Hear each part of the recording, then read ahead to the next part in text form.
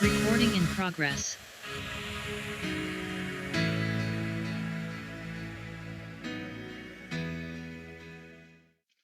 Yo, yo, good morning, everybody. So, good morning for me, good afternoon to you.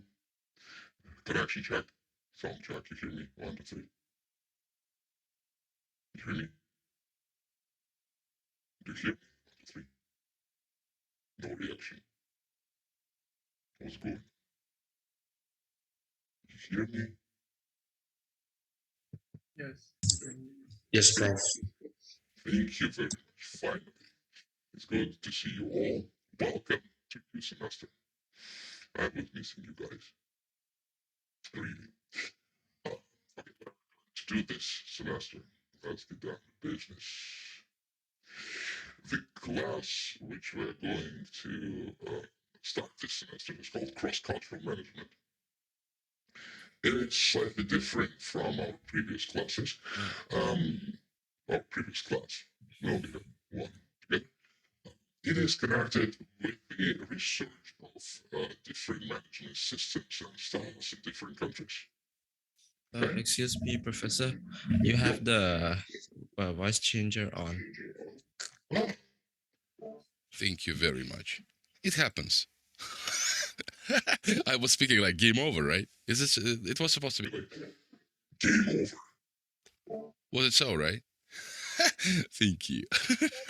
It happened. My God.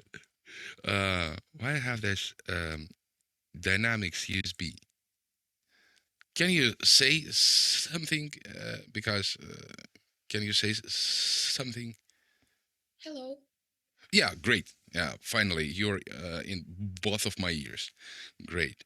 So previously you were not in the ears, you were on my dynamics. Okay, just a little reminder. Guys, please rename yourself using the following logic, especially for those who are Dark Vader. It was game over. Yeah. So, can you change your nicknames in Zoom according to the following logic? First, it should be like your ID, then it should be your real name, full name, right? Full name, like this, because I see people which are using Korean letters. Excuse me, my Korean is too poor. I cannot read it. I cannot read your name, so be so kind to change it. Also, what I wanted to say. Well, at this point, it will be okay. All right. So cross-cultural management, and the course will be devoted to the research of management systems in different countries.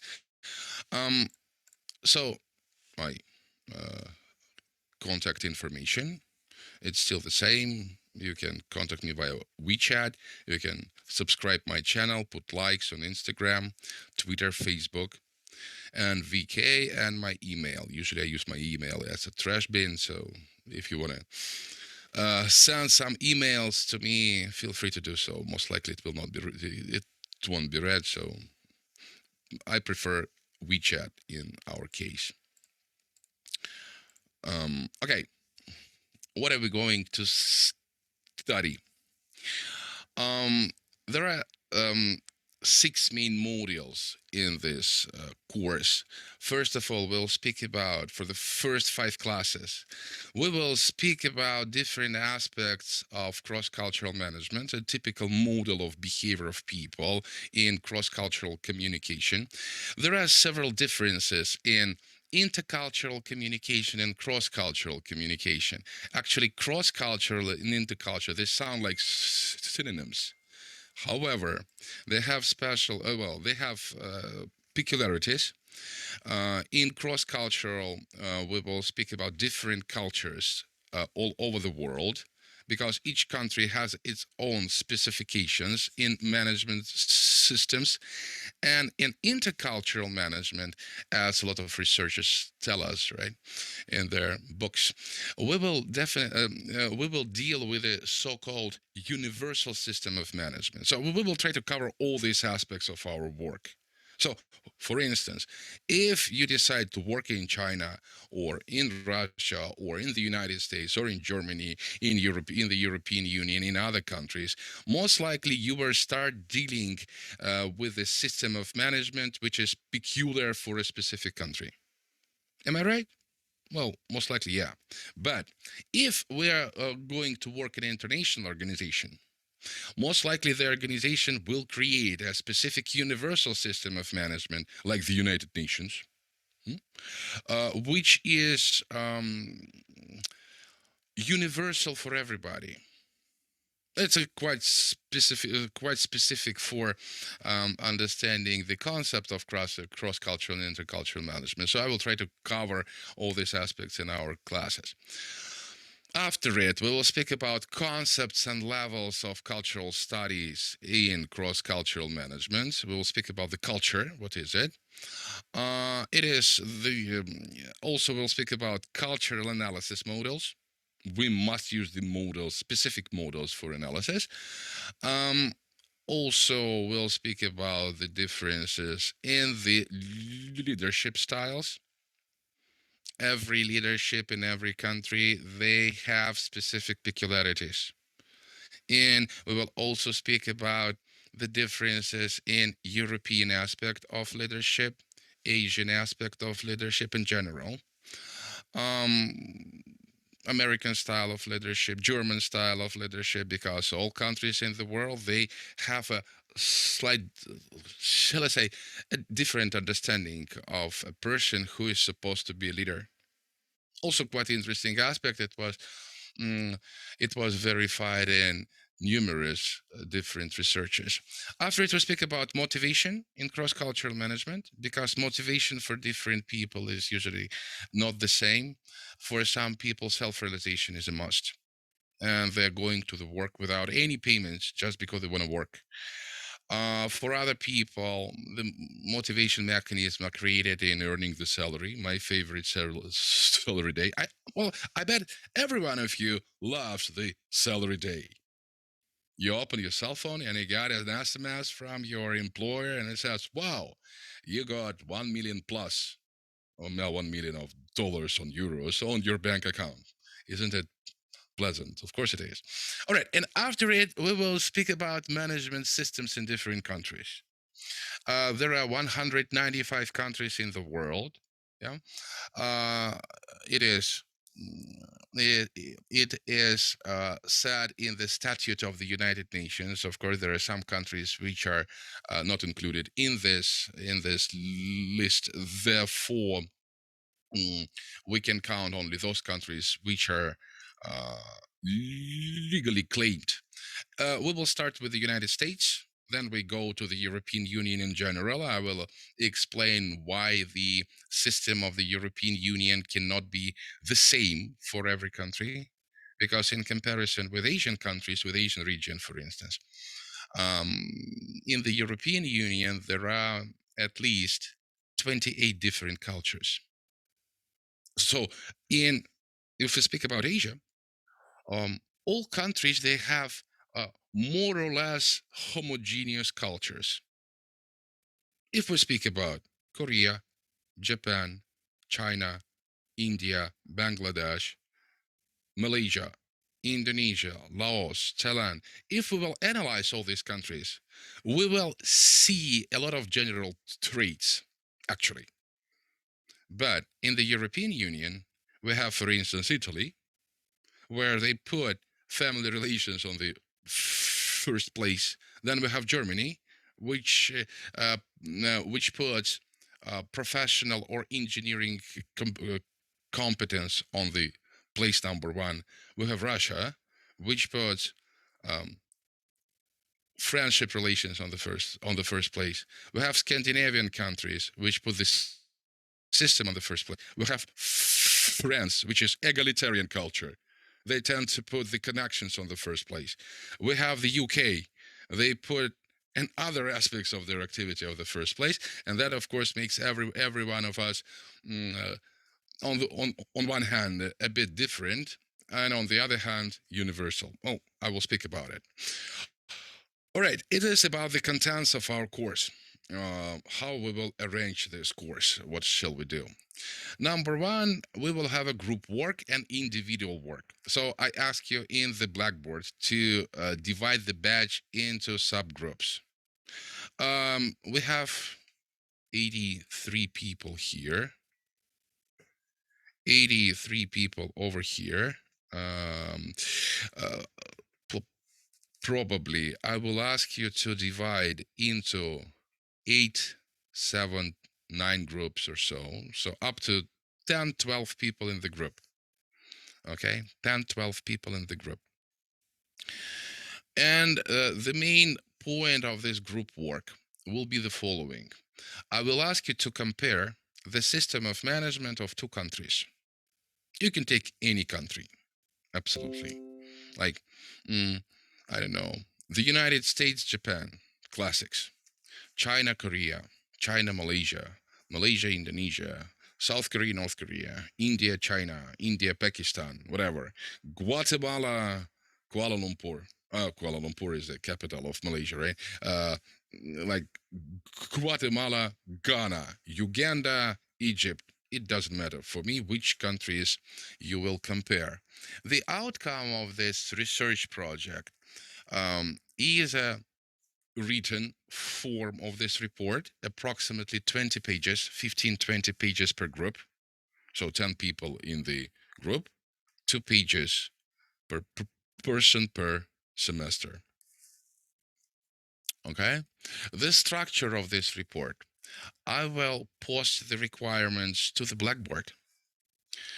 And it's supposed to have the contents, which somebody's on the air. Welcome. Yeah. All right.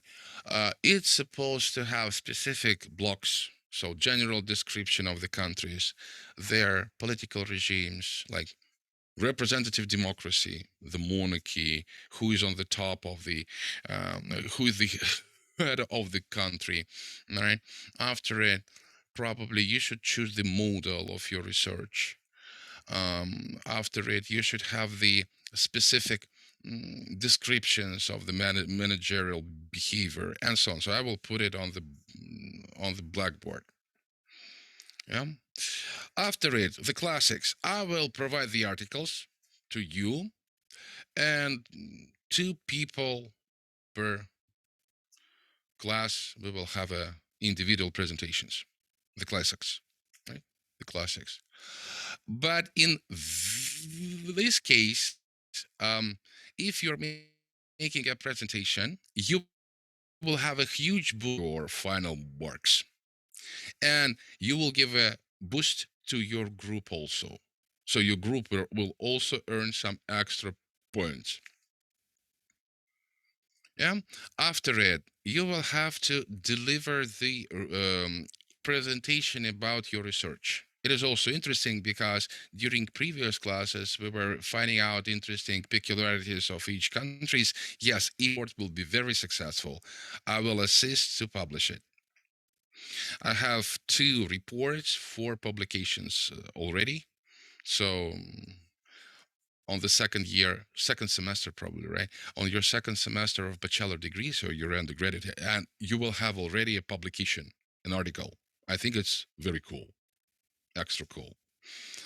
Um, yeah, questions to me.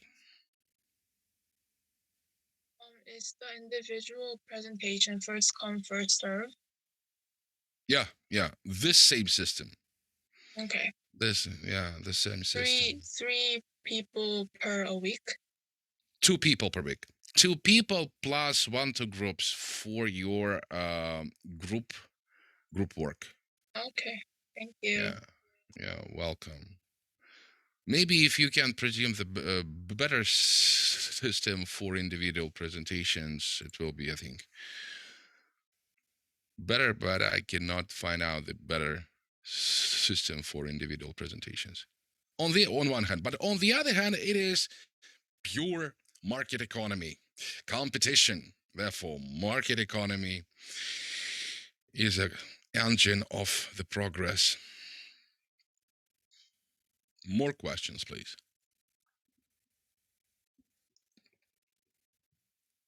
Oh, yeah, I didn't say about my favorite part, the final exam. Ah, yeah, it is the report, structure of the report. I'm so sorry, guys. It's too early in Moscow. 8 a.m. It's so early for me, really. Okay, so about your report. Well, 15, 20 pages, description of the countries, should contain no less than two countries from different management system. Or if you have selected two countries with homogeneous systems of management, homogeneous means the same or partially the same. Yeah, you can also take them for sure. And now the difference peculiarities.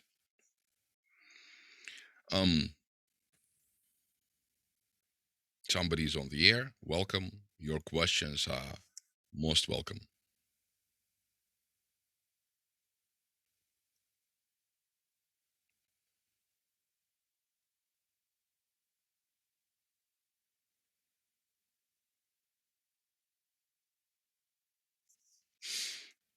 Yeah, no midterm. No, as usual, no midterm means no midterm, especially for tank drivers. At least we have one person in the group who will ask, Prof, you said that there will be no midterm. Is it true that you will not have a midterm? Yes, we'll have no midterms. Final exam. Also, oral exam, work harder, and you can get a free pass. The privileges are the same. Free pass for the best. One question out of two in the ticket for the silver medals awarded, right? And the others will get a full fun with me.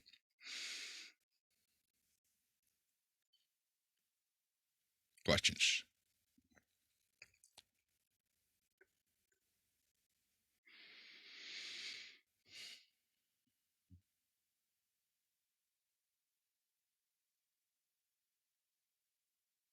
No questions so far. It's okay. Great.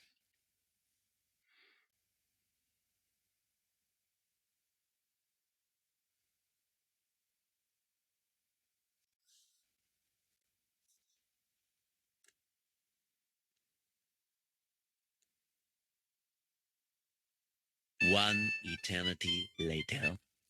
All right.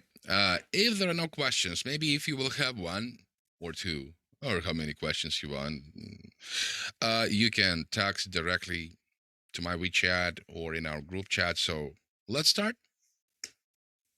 Typical mistakes in communications with representatives of different cultures and causes of cross-cultural shock. Let's discuss the following questions. First of all, reasons for disrupting cross-cultural communications, why they tend to fail. Because we all of us, we are working in international environment. Moreover, even right now, we have cross-cultural groups. So almost all of you came from different countries, and there are different tendencies, which which all of us can experience on ourselves, and also probably we might have some troubles in communication between each other because of several issues, several questions, several problems. First of all, it's a perception trap. Perception trap. After it, it's a problem of stereotypes. And after it is cross cultural shock that all of us will experience in any case, right? Number one, cross cultural conflicts are usually based on many problems related to misunderstandings between the parties. Misunderstandings. Why these misunderstandings appear? All of these problems are universal, absolutely, for every culture, between the representatives of national cultures, as well as conflicts between representatives of regional subcultures. For instance, when I was living in Indonesia on Bali, Every weekend I was watching some TV programs, political programs on local TV, and they were devoted to the misunderstandings between regional groups. Balinese representatives were telling to the Indonesian parliament that we tend to be forgotten by Indonesian parliament. We need to claim our rights and so on and so forth. Every country has this type of misunderstandings.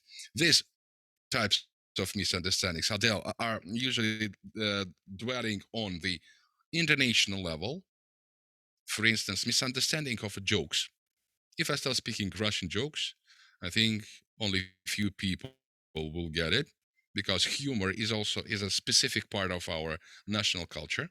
After it, it is misunderstandings between local cultures and subcultures on the level of the country. All of us, we have each country in the world, they have groups of interests, and if you will switch your television on to some political shows, you will see it, right? After it, it is also connected with the representatives of different management styles. A military style of management and a participatory style of management. A military style of management will tend to have specific traits like go there, commanding, showing the plans, arranging people and masses of people.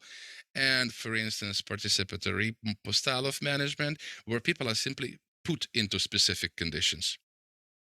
For instance, you're coming to the office, you have instructions, and you must follow these instructions. And your boss will take the function of planning, organization, control, and motivation. Pure British style of management, for instance.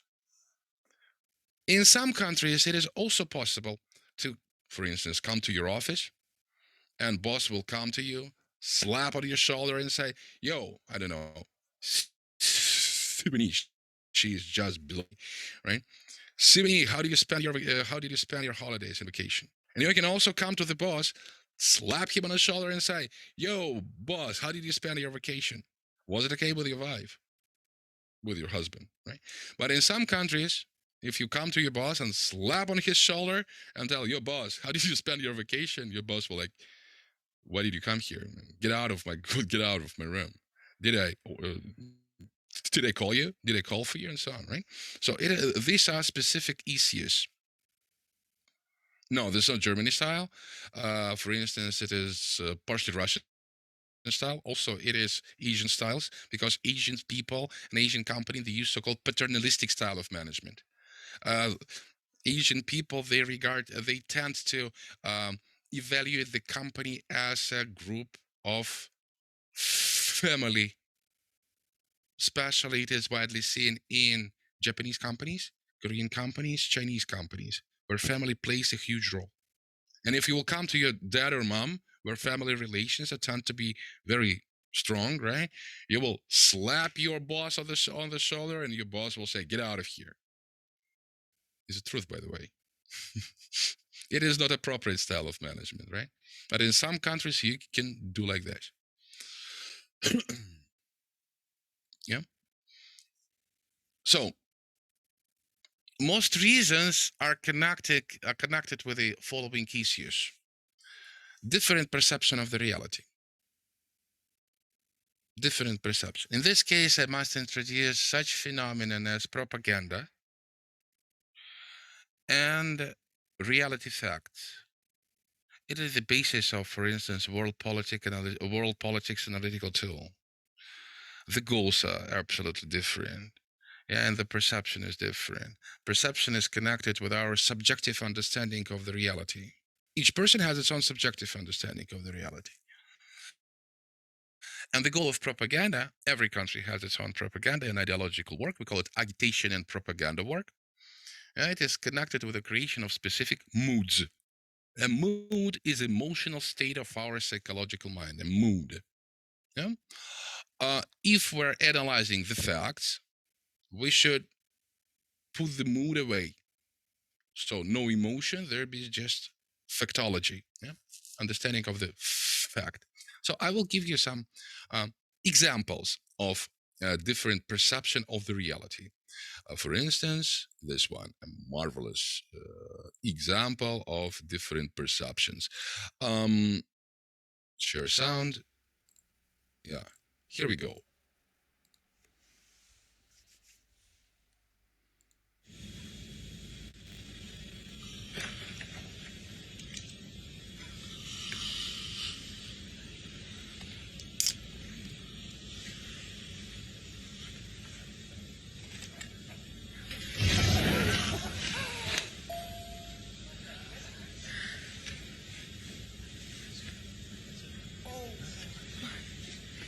Hi, folks. We hope you've enjoyed your flight today. We're beginning our descent into... All the boys are calling crazy girl. I hope she sings this tonight. I know. Hey, Dad, whoever, we need to go. I'm on it. Oh, honey? Here's some money. What do we got here? Hello.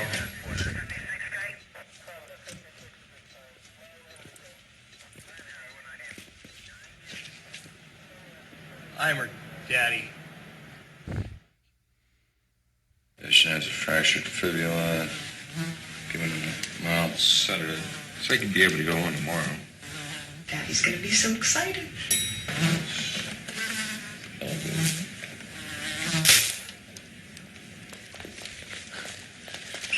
That killed him.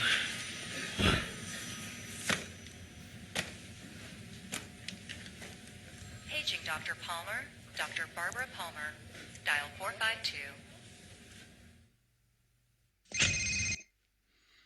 Okay. Do you understand what I mean during when I'm speaking about perception and subjective reality? Don't judge too quickly. Number one, because it is perception of reality. Perception of reality. Another point over here is that the reality is different for absolutely everybody. Even in this class, all of us, we have 84 people here in the class, they have different understanding of the reality. And the typical example will be the following. You're going with a friend of yours somewhere, I don't know, just simply somewhere, you're going somewhere, and your friend falls down. What will be your reaction? At least I can presume 4 types of reaction. One reaction will be, oh my God, why did you fall down? Are you okay?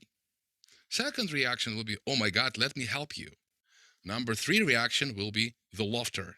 Number 4 reaction will be, oh my God, you're an idiot. Why did you fall down? Right? And all these types of reactions are absolutely typical for everybody. Yeah. It depends on the situation when you will use such kind of reaction of this reality. For the understanding of the reality, I will show you another video. Oh my. We call it augmented reality. It's a near future of our everyday life. Therefore, augmented reality, the way how we present it right now. Where is it? Yeah, over here.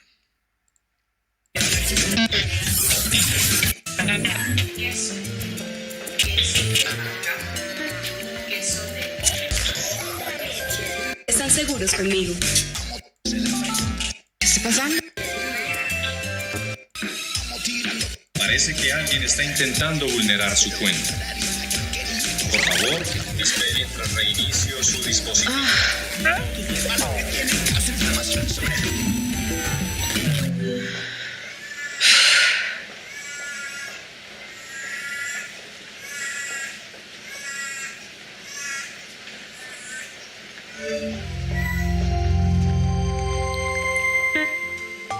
Hola, Juliana.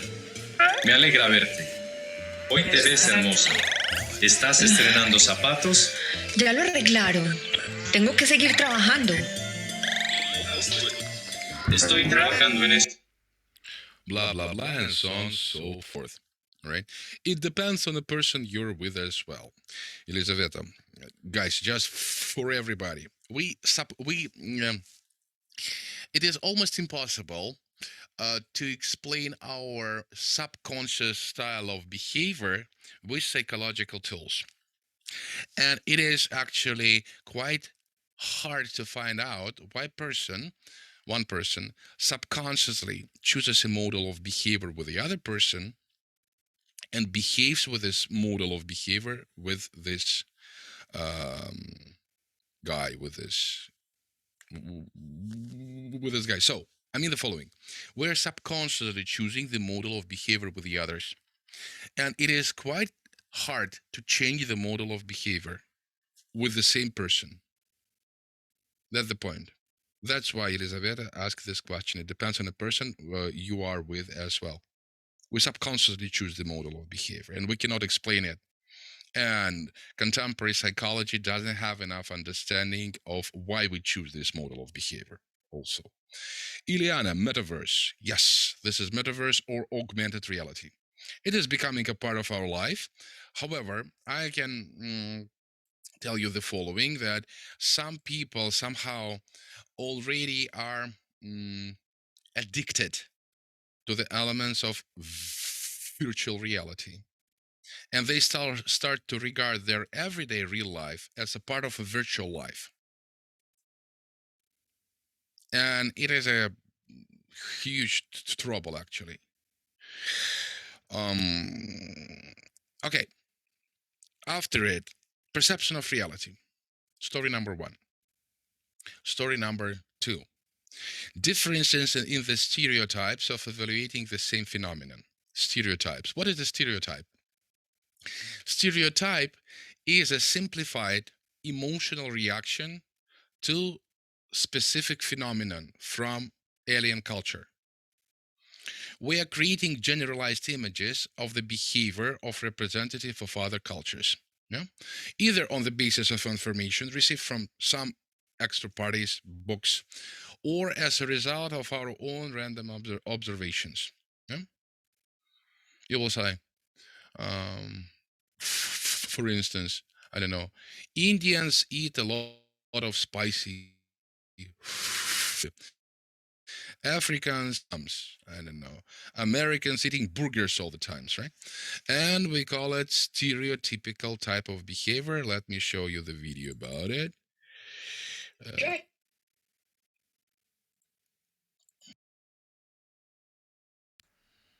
Dracula's castle, Transylvania. Everybody's kind of a vampire, apparently. Tall, blonde Vikings that drink a lot of vodka. Everyone drinks vodka. That we drink a lot of vodka. That we walk with bears and drink vodka. We love rice. Cheese and chocolate. Cocoa and gold. Pad Thai. Tea. Potatoes. Sushi. Of course, I love sushi. It is true. We do love rice. That we all wear kilts and are very angry all the time. And eat haggis. That we eat pho all the time, but we don't. We eat it for breakfast. We don't even eat it for dinner. Oh, do you eat turkey in Turkey? Pizza! You want some plate of pasta? Hey, piripici, tirichichi. My friend jokes that it looks like the same man impregnated all the women. Everybody's blonde. Everybody looks the same. Everyone thinks that everyone from Norway is tall and blonde. But I'm the wrong person to tell you that we're not. Oh, you're from Chile, so it's so hot in Chile, right? All the time. It's like, no, we're at the end of the world. They automatically think good weather, but we have like tough winters. That it's a desert. We don't even have a desert. They probably think we're African. That we have all darker skin, but actually we're all different. Some people don't think that Malaysia is a country. They think we're an island or, yeah. Georgian people always wear black and always smoke. That we all wear sombreros all the time. That we all live in the mountains and wear lederhosen all. Blah, blah, blah, right? This is the stereotypical behavior. Stereotypical behavior. By the way, I don't actually remember. Was I telling you about one interesting observation and facts why these stereotypes are happening about all people are the same, right? It is also part of a specific way of behavior, and it is a reflection of a culture. When Asian people come to European countries, they have the same troubles as Europeans coming to Asian countries. At first several weeks, you tend to see all people the same. Why is it happening? It is a difference of perception, first of all, and it is a difference of cultural reflections, because we actually divide people and distinguish them visually by different parts of the body. European people distinguish others by upper part of the face, the eyes. And if I will ask Elizaveta about it, and she will remember her childhood, for instance, when you were hiding something from your mom, right? And your mom was telling you, "Don't lie to me. Look into my Elizaveta." Eyes, exactly. Eyes, exactly. So Elizaveta and me, we were looking, and Alex over here. He's supposed to be over here. Alex, are you with us? Alexei, Леха, спишь, что ли? Не спи- Yeah. Hello. Your parents, were they telling the same to you? Don't lie to us. Look into the eyes. Sometimes. Yeah. When I think that I'm lying to them or doing wrong thing, and then they will tell to say, look at my eyes and tell me the truth. Oh yeah. Thank you very much, Alex. But I meant another Alex, Alexei Karev. He's supposed to be here with us. Probably he's sleeping because it's only 8:40 in Moscow. Probably, yeah. However, it is difference in the parts of the face and how we perceive the parts of our body also. In Asian countries, in most of the Asian countries, it is regarded as impolite to look into the eyes. And people are looking into the other part of the face, the lower part. And that's the way how people are learned from the early childhood to distinguish the others.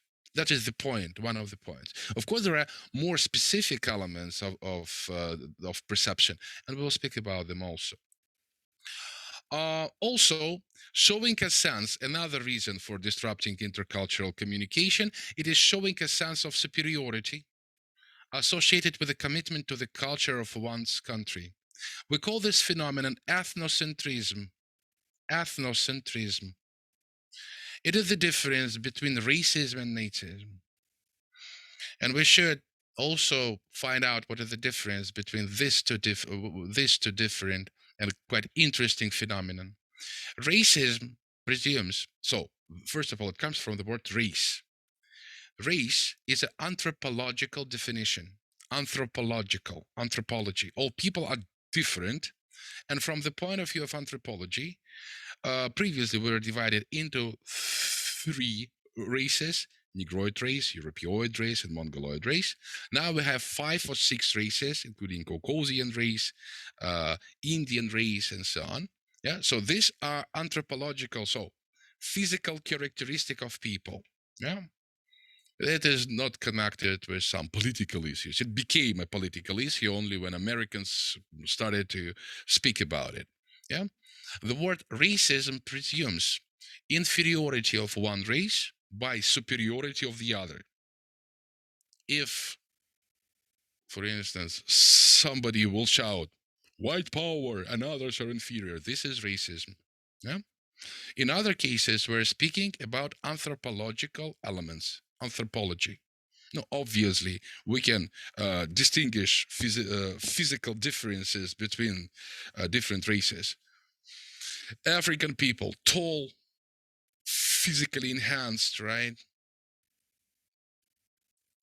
Europeoid races, also not so physically enhanced, white skin, and so on.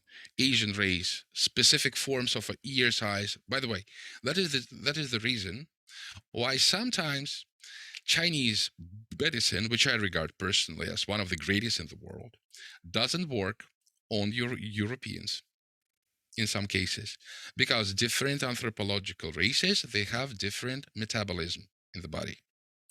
And in some cases, when we read the description of the pills we take, we can see one interesting phrase. In some cases, the racial differences were found. Yeah, I have the peel like this on the kitchen. They have a specific part in the instructions how to use the peel. So sometimes Chinese medicine doesn't work on European people, right? And vice versa, because of our anthropological, physiological physical differences. Physical differences. What is Nazism and nationalism, right? Nazism is connected with superiority of one nation and inferiority of the others. Hitler, 1941, 1945. Yeah? Oh, 1939, 1937.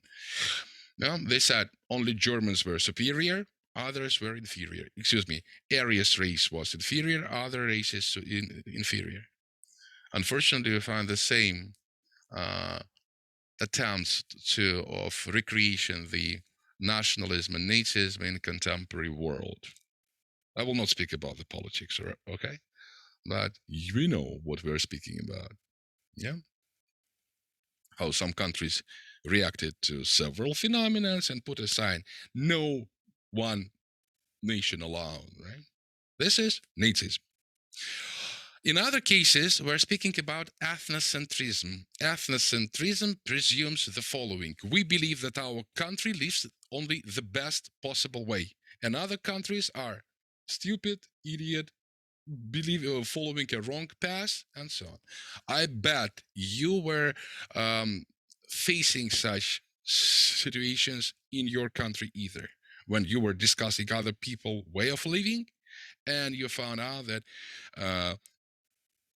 some people are claiming that only our country is living in the best possible way. So this is ethnocentrism. Ethnocentrism. Let me show you what is it. By the way, who are the greatest ethnocentrics in the world? Who are the greatest ethnocentrics in the world? Who believe that only them are living in the best possible ways, and others are, of course, Mariana, of course, the United States and the UK. By the way, what is also interesting, we call this kind of cultures, this kind of islander cultures. Islander cultures are isolated as a rule. They are following the way of living only they tend to use, and they tend to criticize all other countries and all other nations. And the typical example of islander culture is the UK, Indonesia, for instance. And on the level of Indonesia, we can actually see the reflection and expression of this islander culture. Each island out of 17,582, if my memory doesn't fail, has its own language, its own culture, its own way of behavior, its own traditions. Am I speaking the truth, guys? Just verification from our Indonesian friends. Is it truth? Yes, says Kelly. Thank you very much. Yeah. And the idea of Indonesian language was to unite all the islands. No, well, say Indonesian language was created as a part of Bahasa Melayu as its literature version, as my memory doesn't fail me. So the story was to unite all islands and create more or less homogeneous culture for these people. Okay, video for you about ethnocentrism. Here we go.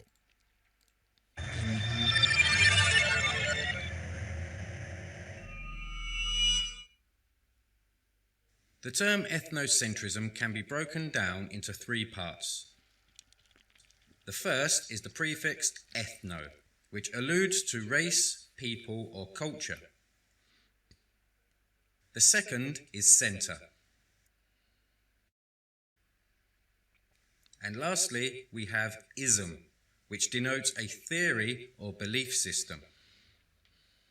Put the parts together and we have a word that describes the belief that means something like, my group of people is in the center and is therefore the most important.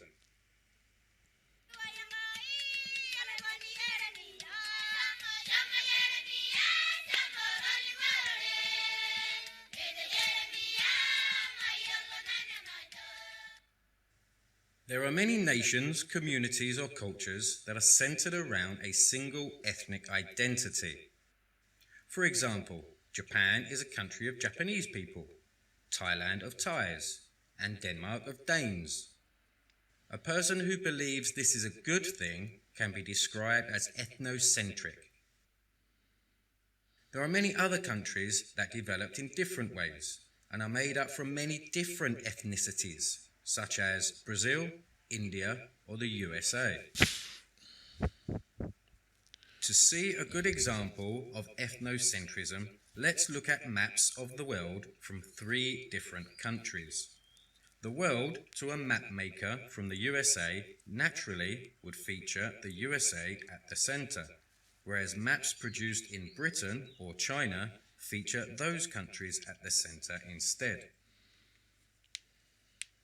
Beginning in the 1960s, many people in Western cultures began to regard ethnocentrism very negatively, as against the Western values of acceptance, tolerance, and humility.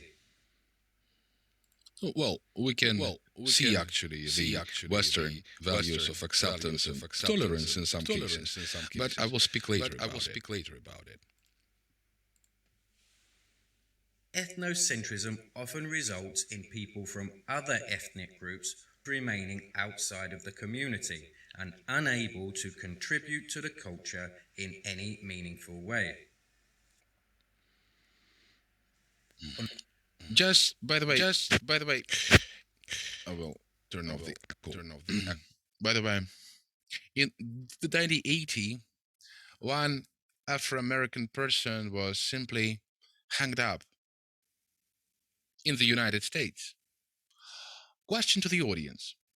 Why do you think it was the reason why people hung up an Afro-American in the United States in 1980? What was the reason? Let's presume the reason. Do you have any suggestions?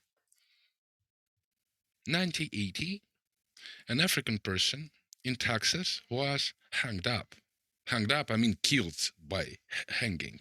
What was the reason for this?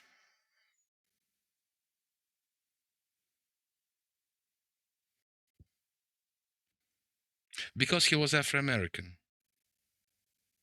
They hung up him just because he was black. That was the last registered fact of Ku Klux Klan working in the United States and making the acts of mass murder of people from other countries and other cultures. That was the point. Yeah, somebody was on the air.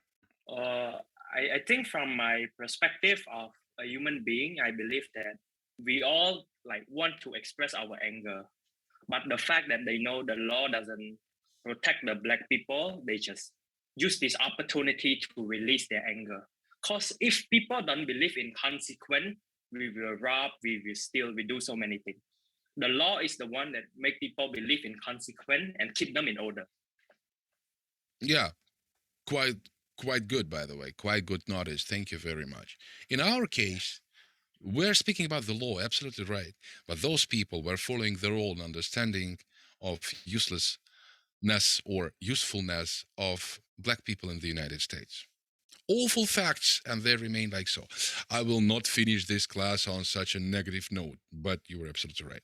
Okay, and the other most common reason for disrupting the intercultural communication is semantic and technical violations in communication that occur as a result of language and emotional communication, so verbal and paraverbal communication, as well as the differences in gestures, if you remember, right? This gesture, earlobe touching, and so on and so forth. Okay, probably we can have a 10 minutes break, and I will show you some videos after it, and then we will continue. Questions to me so far? Do you have any? No. Good. If you don't have questions, it sounds good. Okay, if there are no questions, let's have a 10 minutes break and then see you in.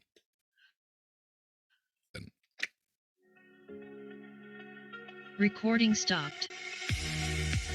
Let's continue. Something malfunctions on my laptop. High profile using as a device to log the meeting as my computer lagging. Sorry, no problem. No problem. Someone else.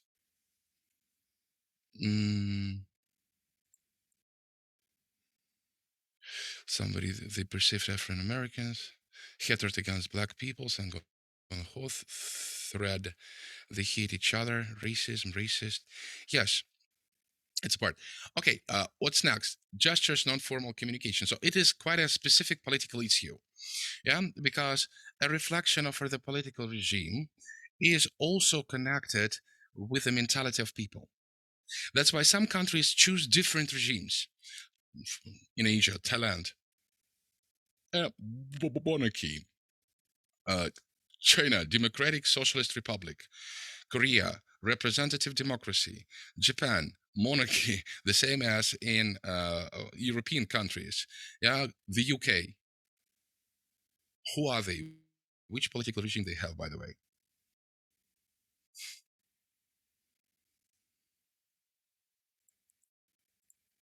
Which political regime the UK does have?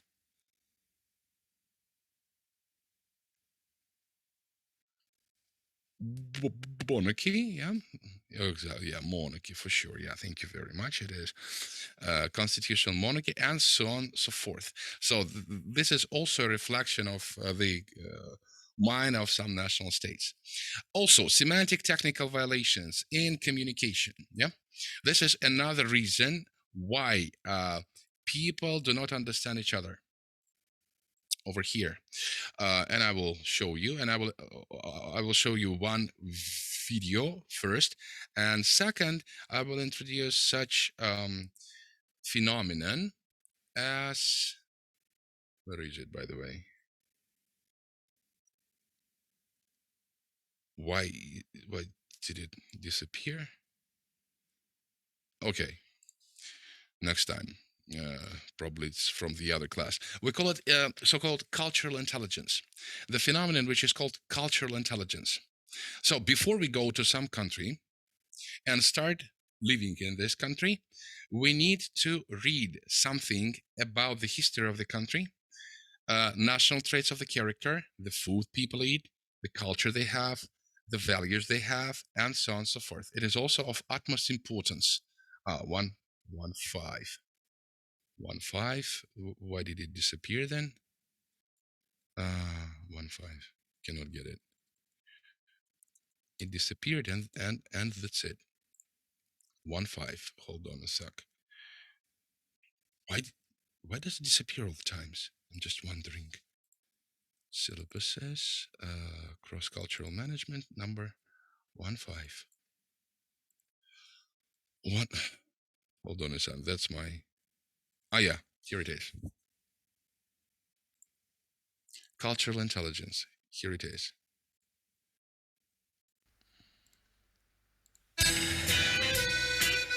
Ciao, Sophia. Sorry. Sorry. In Italy, different flowers have different meanings. Chrysanthemums, for example, are associated with funerals and sadness.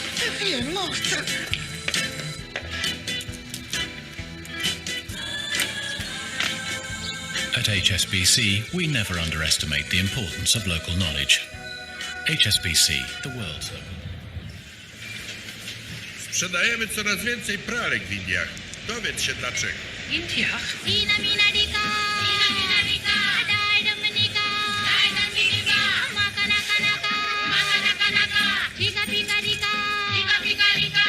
If you're going to do business internationally, you should be with a bank that knows about international business. HSBC Commercial Banking spans 64 countries and territories around the globe. Look at this. With your machines, I make 10 times more less than I used to. Have it? Your business success is out there. Is your bank?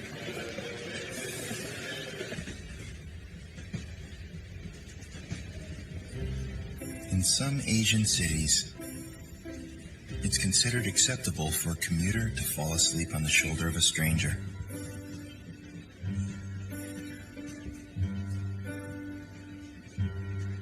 In New York, different story.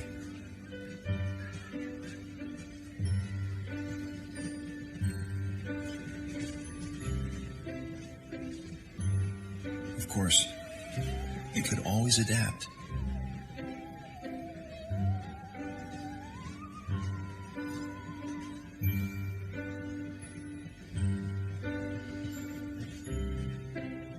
We're the global bank that never underestimates the importance of local knowledge. Right? So this is cultural intelligence. What is it? An ability to perceive, accept, and adapt to the culture of other communities in other countries. Therefore, the first reason for the violation of the cross-cultural communication is perception trap. It occurs in the situation where people listen to each other, but the real meaning of what is said or done by one side escapes from the other. In this case, it happens due to the difference in value systems, norms and traditions, personal experience, make each person on a subconscious level interpret the same words and phenomena in their own way. Absolutely. For instance, I was making an example of making compliments to someone, right? In one country, it is accepted to make compliments or to create different conditions. Example, one British professor came to BFSU maybe 2-3 years ago in 2019, and he was from the UK, Manchester University. By the way, British language has more than 38 accents and 38 variations. And in the UK, each city speaks different English. We have more than 4 world accepted English versions of the language.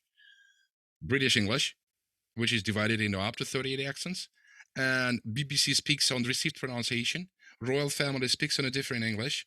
London pronunciation is different from Manchester English, and so on and so forth. Yeah. So this professor came from Manchester University. He came to our immersion week and started to say the following.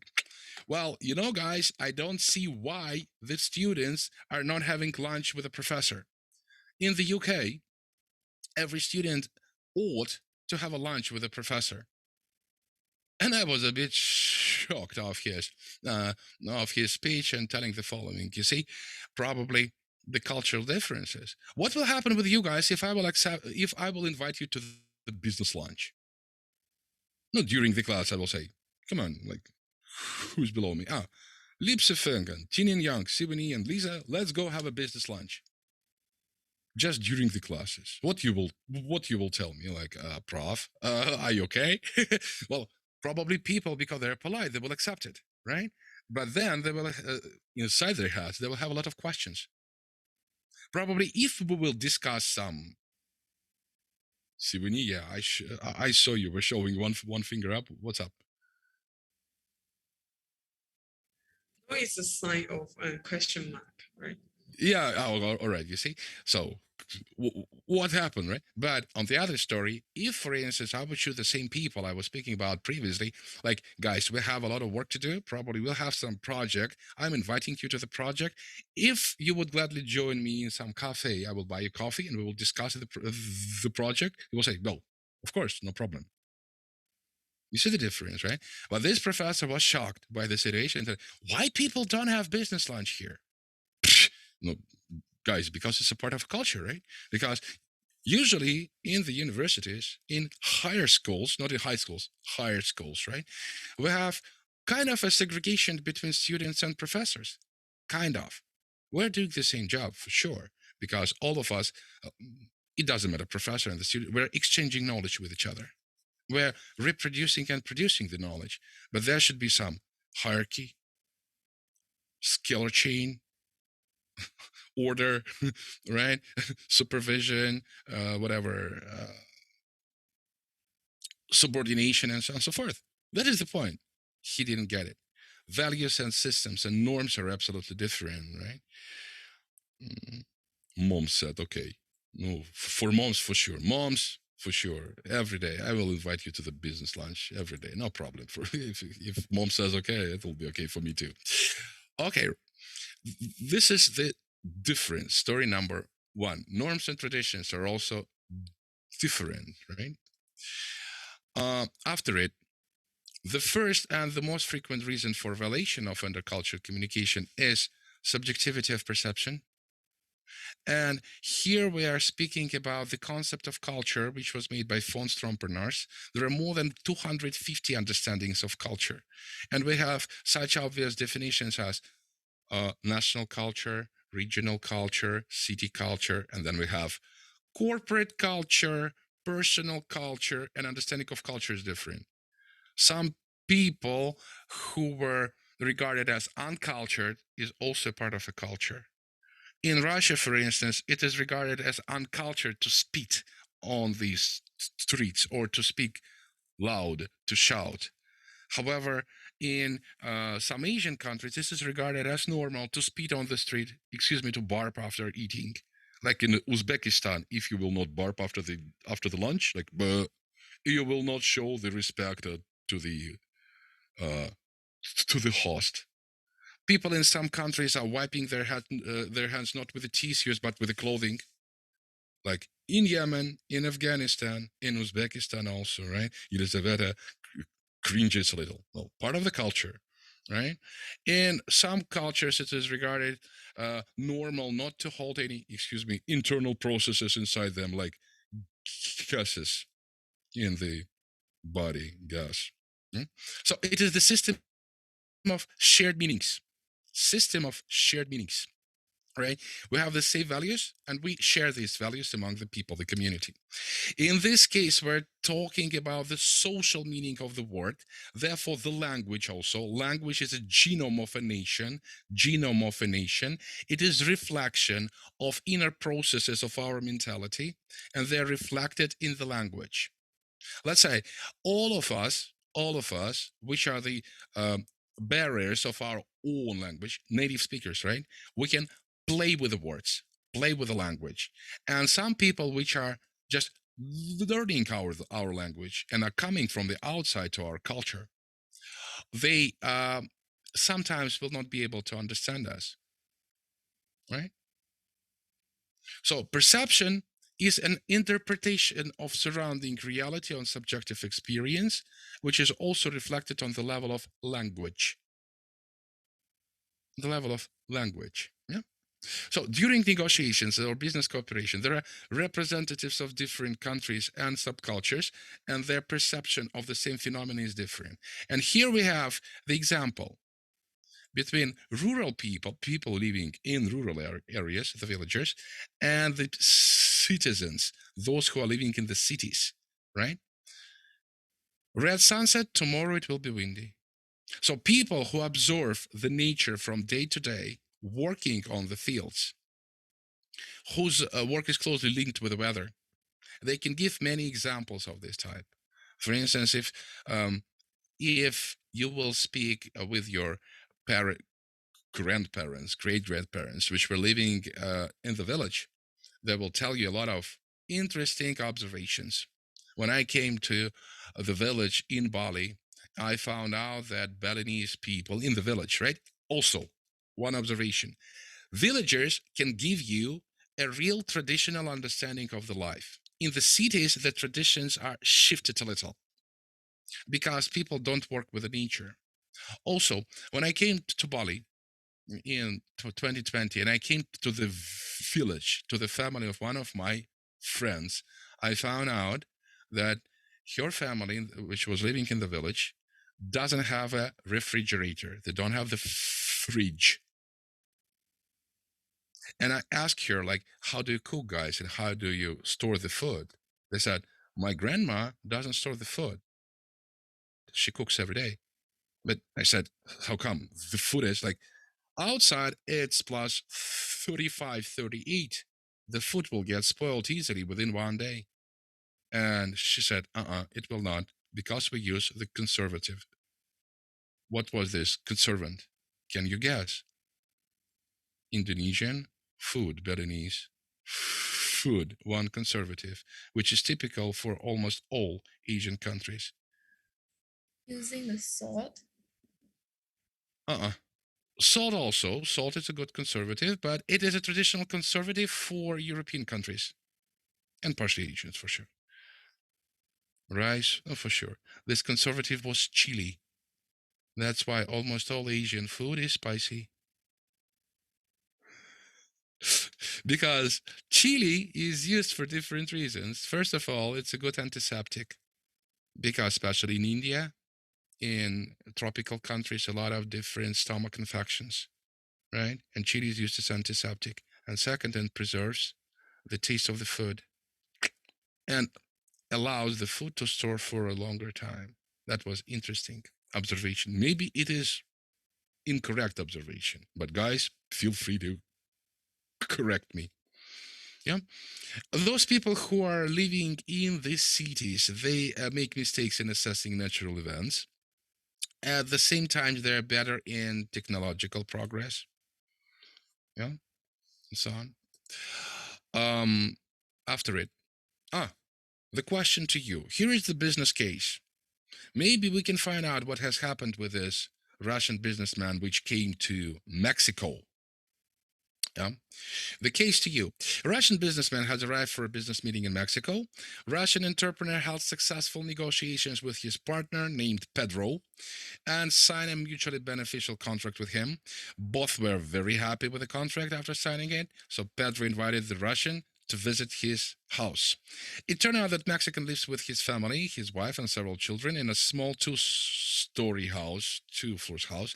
But by the time the guest arrived, the table was already set up. So at the end of the evening, Russian, trying to make a compliment and consolidate good relations, said the following: Pedro, I looked at the way how you live, and I really like your family. I think you're a lucky guy in life. You have a wonderful wife. First of all, she's beautiful. I don't just approve of your choice, I admire your choice. Second, she's an amazing cook. All evening, as I went from one dish to another, I couldn't decide which one was better. And third, you have a house with a wife like this. It's a full cup. You're a very lucky person. And suddenly, the Russian businessman noticed that the smile had disappeared from the face of his Mexican partner, and the conversation immediately became tense. Question: what happened? Wait, why? I think is it like so awkward for him to keep like compliment his wife, notice his wife, and give all this notice. And for business partner, you should more concerned about the your partner instead. Like you just, it's more like it's too much to just compliment someone wife all day. And I would be jealous also, and I feel like this guy is kind of weird. You see, this is the judgment. Come on, don't make compliments about my wife because this is my wife. Am I right? Yeah. Yeah. Yes. Yes. Yeah. Oh wow. This is opinion number one. A correct opinion. This is a judgment of a representative of a culture. Any more judgments, ladies and gentlemen? Welcome.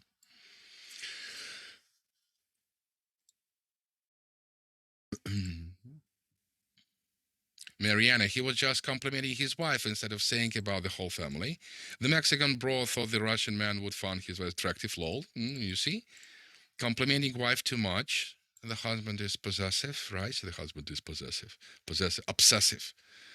Obsessive with his wife. His wife like a demon. By the way, there is one joke, why guys have moles on the face over here and girls on the forehead. Because guys usually ask the following, like, where is the money? And the wife said, I don't know. Yeah. Okay. Another story, another version or opinion.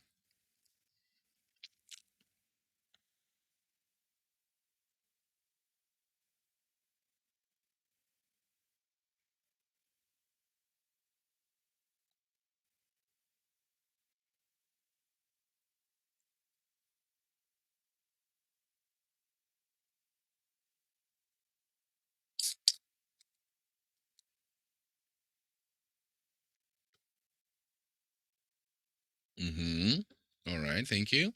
A great option and a great opinion. You see, two people from different countries, they have two different opinions. Wait, can I ask a question? What happened? But Russian guy was complimenting a food as well, as you said. See? I think it was just a compliment to show a respect. Like, thanks for the invitation. I really appreciate it and all this stuff. So nothing else, because maybe he also has a family in Russia and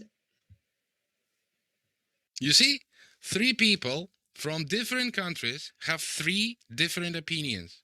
People from Asian countries were saying the following, right? Complimenting wife, it is a bit specific. Because I don't know, maybe he found my wife attractive, right? What's going on? Because wife kind of a part of the family, and complimenting a family for Asian people, it's a bit complicated, right? So do you want to know what really happened there? Elizaveta, as a representative of a Russian culture, says so. There is nothing here at all. So I made a good compliment to a person. I love his wife. I love his family. I love his house. I love everything. What's wrong? What has happened here? This is a peculiarity of a specific cultural issue. First of all, compliments in general, as we already found out, according to your opinions, right? Compliments to women in other countries should be done very carefully. Yeah, Елизавета, welcome. so maybe the Mexican guy was not really confident because he can said something like, "Oh yeah, my wife is really good," but he got confused. So maybe What is confidence? What do you mean confidence? I mean What do maybe maybe I'm so confident. Yeah, it's a maybe cultural moment. yeah. It's a cultural moment. Come on, come on. I think maybe compliment is too much for the Mexicans, so the Mexicans feel uncomfortable. You see, different versions, different people.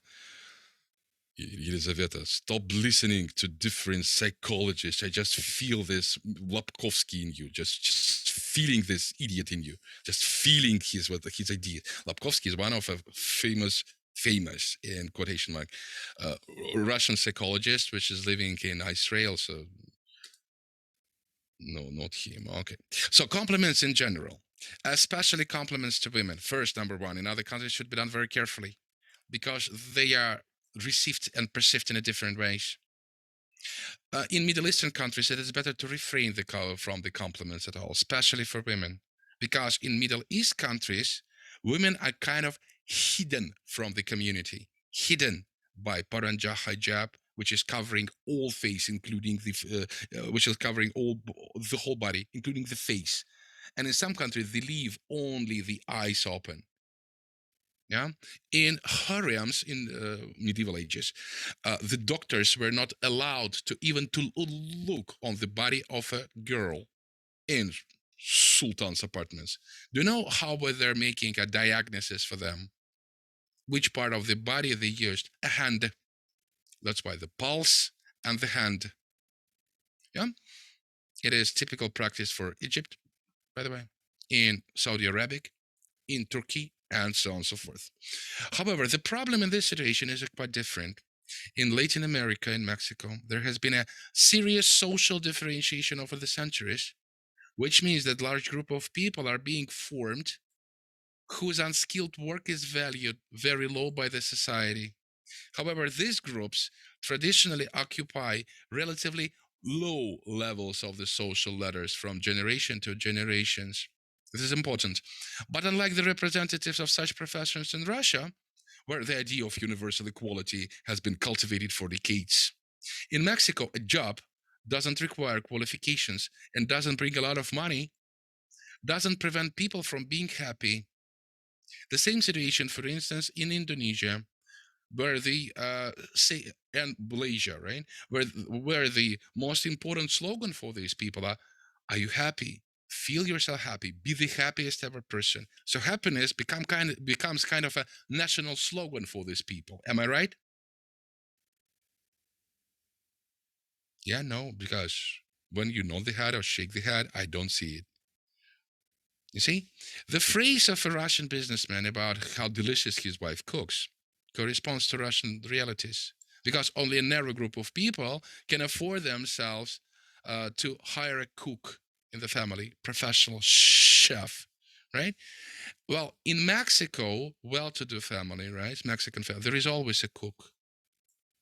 In well-being families, and for instance, even Asian Republic, there is always a special cook. Yeah.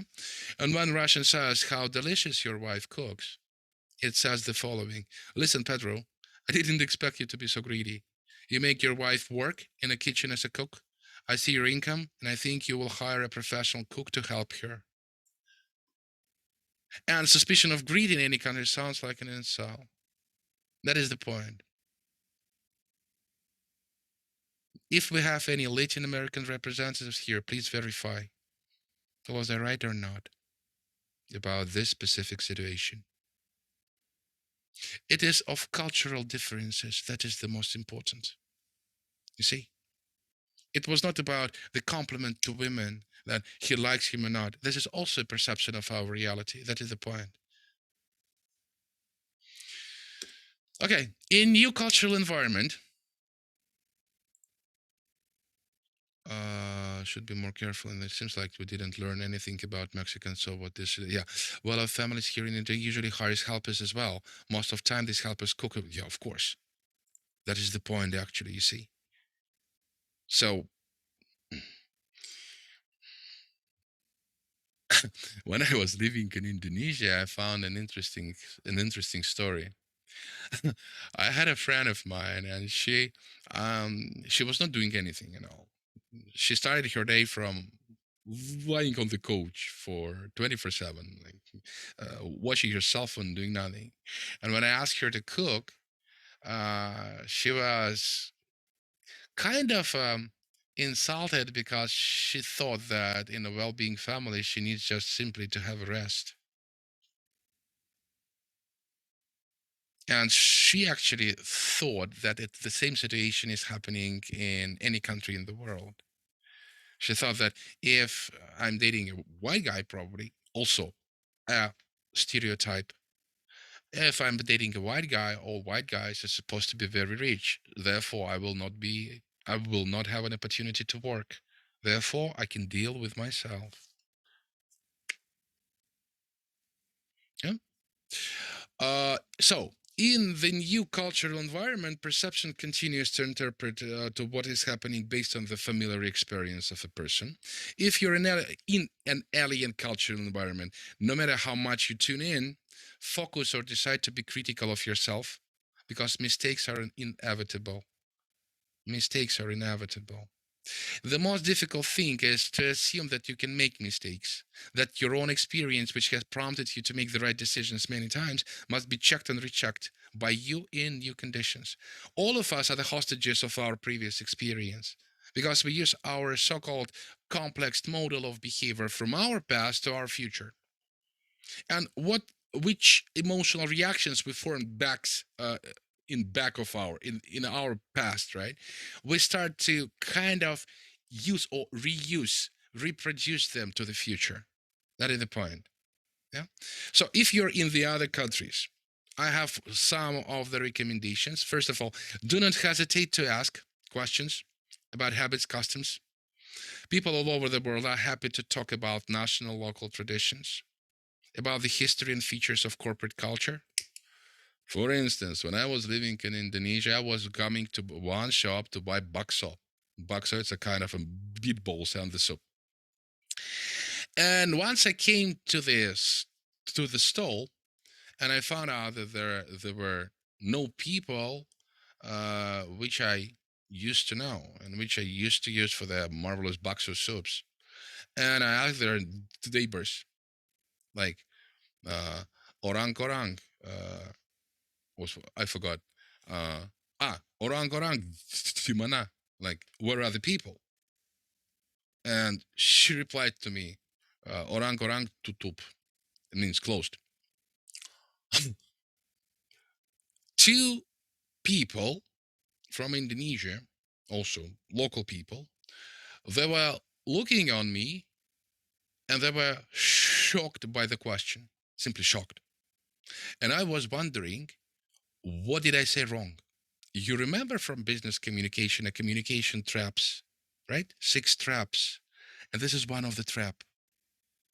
I will ask our Indonesian friends, did I build the sentence grammatically correct? Because my Indonesian level is too low. I ask them, orang-orang di mana? Where are the people? Yeah?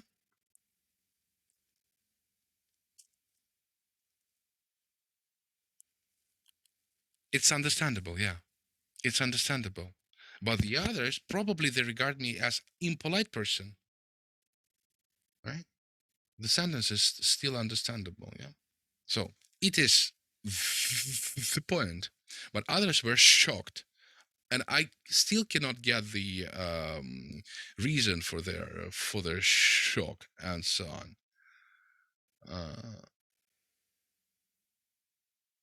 They speak shock because you can speak Bahasa. You see, Kelly says, because I started to speak Bahasa and so on. Maybe they're simply shocked because you can speak their language. When I came to one Chinese store in Hainan, I was searching for a Red Bull. Red Bull in Chinese will sound as Hongnu. And I asked the vendor, like, Hongnu 有没有? The vendor was shocked. He gave me the he gave me the can of this of this drink.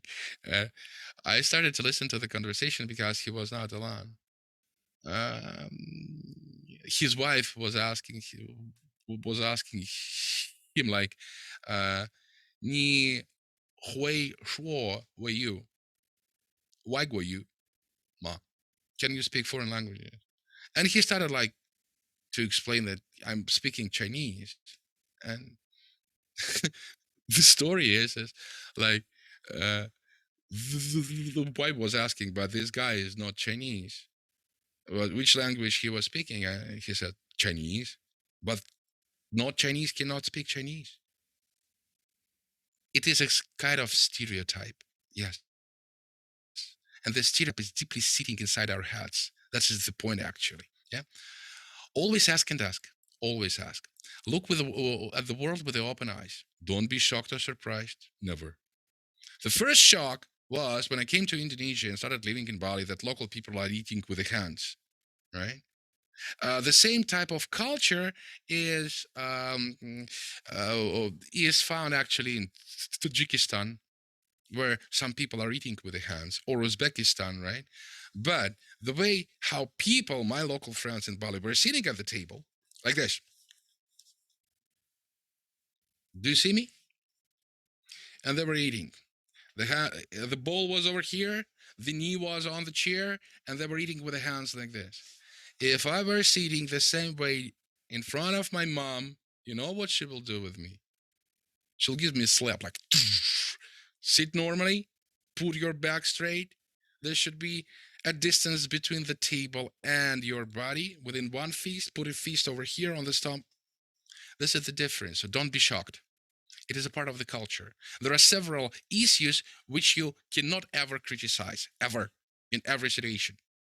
What people eat, how they eat, what they wear, the clothing, how they speak, the manner of their speech, yeah, what they think, because the understanding is different.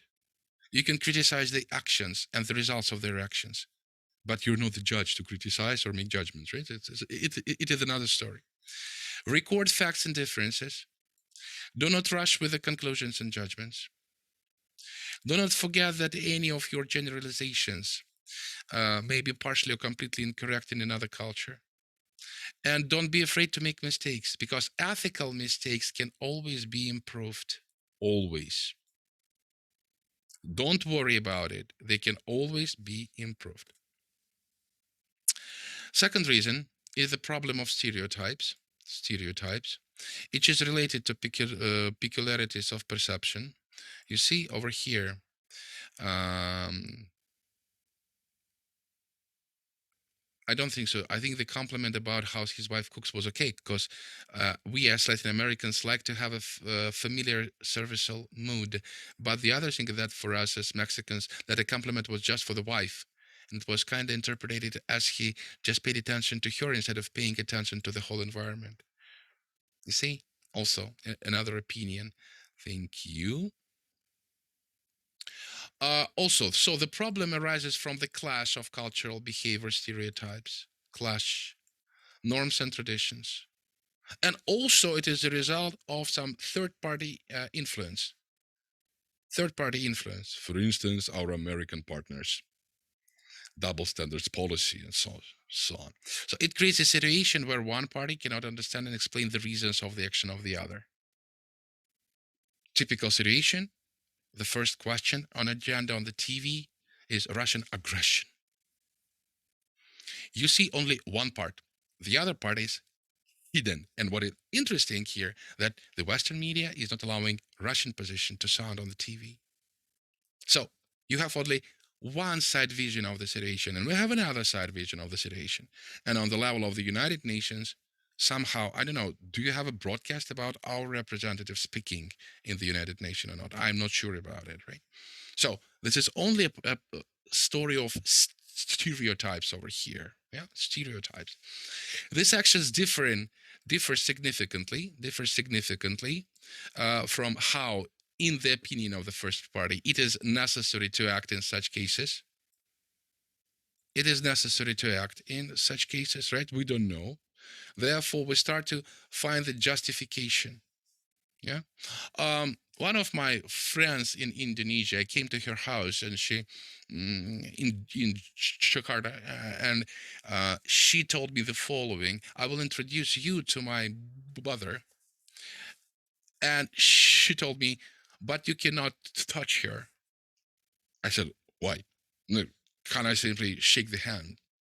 This is the question. That's what a correct behavior. Why? Because she explained this to me. She is prepared for the religious ritual.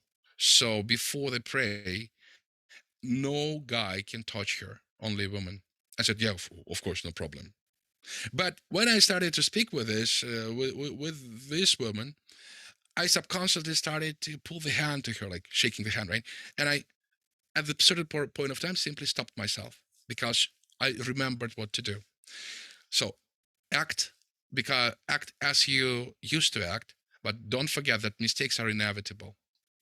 So don't be afraid to make the mistakes, and always improve the ethical mistakes. Sometimes it is better to say, I'm very sorry. Yeah?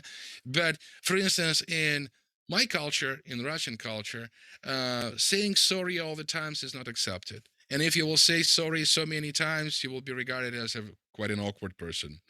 If I will say, Елизавета, so sorry, Елизавета, every time, so sorry, every time. And Елизавета will say, prof, I'm crazy or what? Relax. Exhale, mate, exhale, All right? The area of coincidence of behavior and reaction is what is happening by representatives of different cultures. It is perceived as normal and correct, and is usually not noticed. They sometimes don't notice the behavior. But people from the other countries, they will notice this behavior. Because it is the difference, because we used to judge the other behavior of the others by our own experience. That is the point. So the basis of emergence of cultural stereotypes is the sphere of difference, which causes rejection, surprise, irritation, forms of idea of national character. You see? National character. National character is a psychological characteristic which is connected with such phenomenon as personal traits of a specific person, because it is formed by the community norms. Okay, I will speak about it also. So the stereotypes. Usually we build stereotypes as simplified images or assessments of a phenomenon formed on the basis of random observations. We watch TV and start to form personal traits of a whole nation. When the tourists of the Soviet Union were coming to the other countries before the trip, usually KGB of the Soviet Union was arranging a special kind of a meeting among the tourists. All tourists were invited to this meeting, and they were given some instructions. And one of the instructions was the following. Remember, a KGB officer was telling to the Soviet tourists, by your behavior, personal behavior, people will judge the whole country. You see? From my point of view, he was absolutely correct. From your personal behavior, people usually judge the whole country. It is not actually correct, right? This is a mistake, but we cannot change people in this case. So the distinctive features of the stereotypes are simplification of images, standardization, typification of the phenomenon of the reality. That is the point. There is no need to think about some personal traits of a character, like all Russians drink vodka, and that's it. Therefore, all Russians are drunkard. I don't drink vodka. I don't like alcohol. I hate it, actually. Am I part of Russia? Yeah, therefore, not all Russians are drinking vodka. What is it? Breaking the stereotypes, right? Елизавета, do you drink vodka? Елизавета drinks every day, right? You drink it every day. Of course. For sure. For sure. Two Russians don't drink vodka already. So not all Russians are drinking vodka, right? So breaking up the stereotype. What is going on? My world has been ruined. Oh my God. Yeah. So from this point of view, and in relation to the problem of cross-cultural management, stereotypes can be called as stable and simplified images or assessment of a phenomenon. It's just a simplified image. Sibini says, you prefer Red Bull, obviously. Haha. Yeah, because it's to go to early for me. It's like 9:45 a.m., 10. I don't wake up earlier than 10, and I'm already working on the same coach with the same best people in the world. Yeah, since 8 a.m. Shoot me first, please. Let me have my sleep. Okay. To a certain extent, the entire culture of mankind is based on a conventional images and stereotypes and assessment. You see? All of us were dealing with the stereotypes. These are images and ratings are supplemented by behavioral stereotypes. For instance, if you go somewhere to the tourist zone, you will see how you will have some stereotypes about behavior of a specific type of people. And you will see that you will have some expectations about the behavior. When these expectations will not be met, most likely the stereotypes can be changed. Yeah. Many standard actions are performed consciously for some time, and they are regulated at the level of motor skills. Also very important phenomenon, because since the early childhood, we are being taught to use our motor skills on automated level. What is motor skills? With the hands. We dress up, we brush the teeth, we comb the hair, right? We cook something, we do something, and we cannot change it. For instance, in Russia, almost all girls in the early childhood are taught how to cook, how to become a marvelous housewife. It is a part of the culture. Елизавета knows how to cook, I bet. Yeah? Yes, I know how For to. sure. Oh, for sure. Yeah. Since the early childhood, for instance, but in some Asian countries and some European countries, girls cannot cook at all. It's up to them to learn how to cook or not. But what was a bit shocking for me that some girls which were coming from Asian countries, right, where the family plays a huge role, it's kind of a top of a social pyramid, is the family, they don't know how to boil an egg. You see? But the motor skills are absolutely different for every country. Yeah. Therefore, why I'm asking people to make a conspect of our class. So to write it down, because it forms your motor skills and improves your thinking abilities. When you write down what we are talking about, making some notes in your notebooks, you are forming the motor skills and you're becoming more intelligent. That is the point. Yeah. Behavioral stereotypes sometimes begin to play the role of independence. They move into the role of a leader, impose on the conscience of the usual. Yeah. So stereotypical, but they have already become one-sided and incorrect in assessments. Sometimes you see a guy and you say, oh, this guy is British. Oh my, these British are such an awful conservative people. They are the hostages of their traditions. They live because they have a traditional understanding. And all of this are drinking all the time. So, oh my God, these people are drunk. like that. Or British people, they have such an awful accent. Or about German people, they are such a authoritarian people. They don't know how to behave in the society. They're always following the rules. I hate them. Depends, because this is simplified images, and you need to get introduced to the person first and make your conclusion about the person after you start speaking with him or with her. Yeah. So a person must be on the top of the pyramid. It doesn't matter which nationality, which race, which country this person came from, because all of us, we have universal values, and we should make friends with the people and make conclusions about people only on the basis of universal values, despite all cultural differences. That is the point. My message to the world. Okay. Do we have some time? Yes, we have some time. So I will give you one interesting task about stereotypes. I will send it to our WeChat. Where is it? Number one. Why everything disappears today? Like I was preparing for this class, and everything disappears. First class in the semester. Well, here it is. I will send you one case. This one. Is it this case? Because I will send you something as soon as this morning is not mine at all. And we will go for a break. Okay. What I will ask you to do. Yes, it is so. I will ask you simply to fill in the form I'm sending you to WeChat. No need to send it back to me. We will simply discuss it after the break, if you wouldn't mind.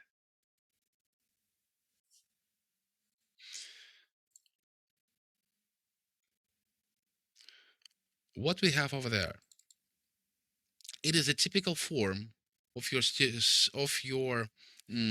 stereotypes about specific nation. Yeah.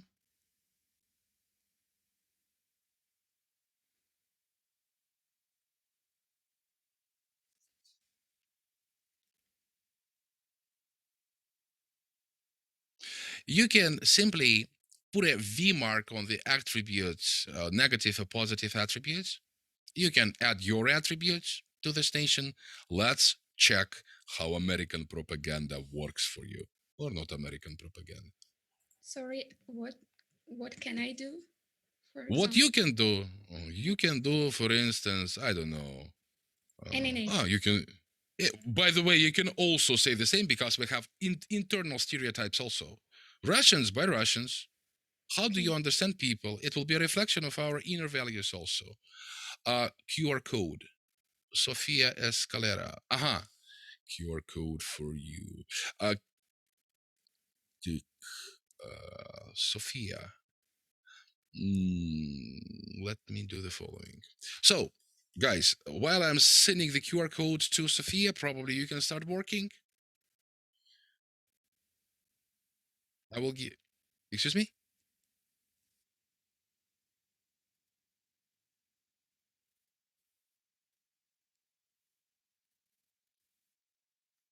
Yeah.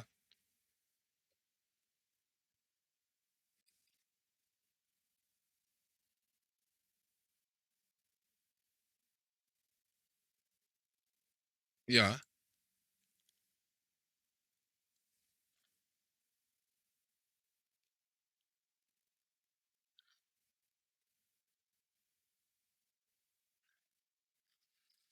Yeah. Yeah. You should actually read more about people and nation. You should read more historical data.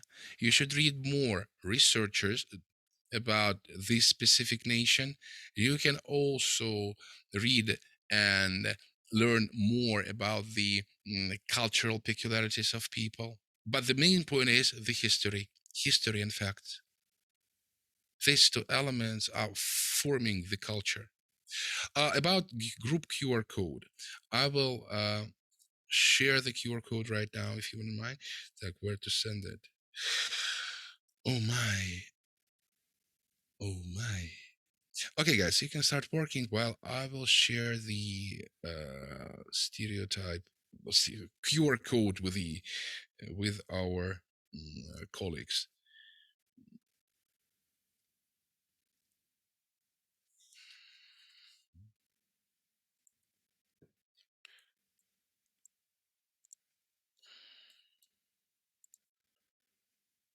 How to download this stuff? My.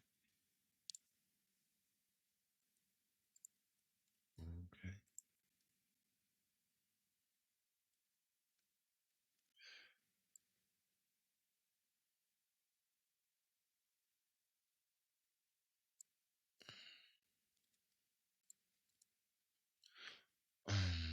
Stop sharing. I will send the QR code now.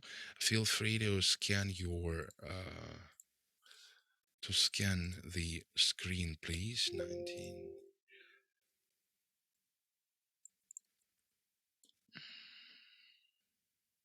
Yeah, here it is. Welcome to the group.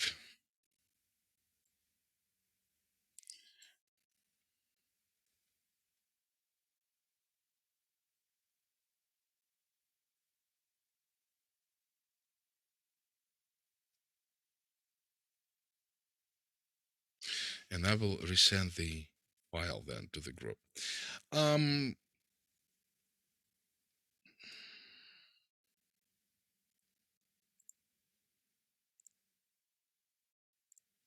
Yeah, so okay, it's time for a 10 minutes break. I will announce them.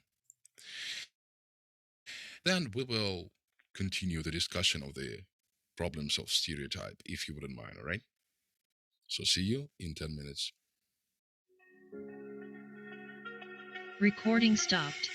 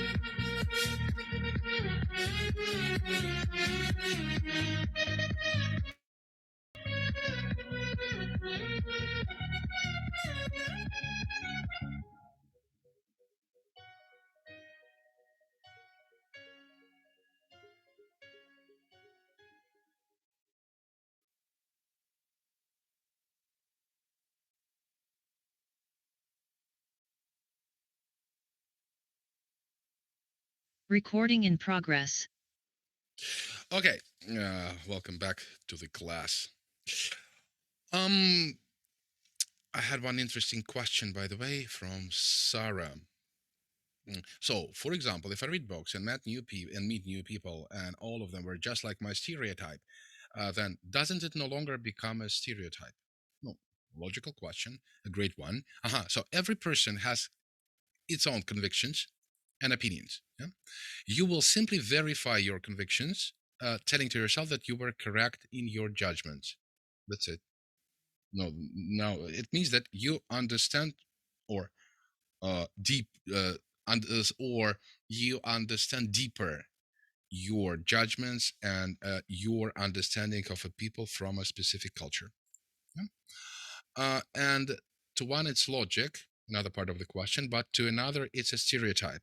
So basically, isn't the world just full of each other thinkings? It's logic on their own, but just the other saying it's a stereotype. The reply to the question will be the following: everyone is living its in its own reality. The reality is absolutely subjective, and some people are thinking in a specific way. And for some people, when you start to communicate with the reality, you can change your opinions and judgments, you can change your values, you can change your views, but it's hard for you to change your own culture, because the culture is a programmed behavior of a human being, and therefore you will bear this culture all over the for like for your own life. That is the point. You see? So um, then it is still just left as a stereotype. Then your stereotype can change, your opinion can change, and your values and views can change also. This situation happened when a lot of Korean people, by the way, were running away from a civil war in Korea, and they were fleeing to the Soviet Union. And they started to have um, so-called Korean diaspora in the Soviet Union. This diaspora was holding together for a long period of time until they experienced the process of so-called Russification. Each country has its own process of giving the culture to the others. When I was living in Indonesia for a year, I started to feel myself that I'm kind of accepting the cultures, the values of Indonesian behavior. When I started to work in China for after half of a year, I think, I started to have the traits of a Chinese way of behavior on the working place. I started to be less straightforward. I started to change my values and orientation. I started to kind of adjust to the cultural conditions. Sometimes some things I cannot accept, cannot simply. It is just kind of out of my understanding. For instance, I became more accurate in sayings. I became more accurate in the way of behavior. I started to understand that people cannot simply say straightforward. I need to maintain the relations, because in Russia, for instance, if I don't like someone, I can say, go to hell. Don't play with my brain. Don't explode my brain. Get out of here. Right? But in China, it is impossible. In Asian countries, it is impossible to say so straightforward, especially when you're working in an international environment, right? Yeah. Can't relate born in Germany with Russian parents. Germany with Russian, no, with Russian parents, very divided. Yeah. So Germans, for instance, they are very so-called low context culture. They are very straightforward. But in when you are creating an international relations, what is interesting, I was analyzing the situation while I was trying to create exactly international couples. and I was analyzing them also, how people behave in such couples. It is also interesting because both sides, they're kind of adjusting their behavior to each other, and they create their own culture, which actually satisfied both of the sides. Also very interesting phenomena. In this case, if you verified your stereotypes, your subjective understanding of the reality, you will simply go deeper with the stereotypes and say, yes, this is truth.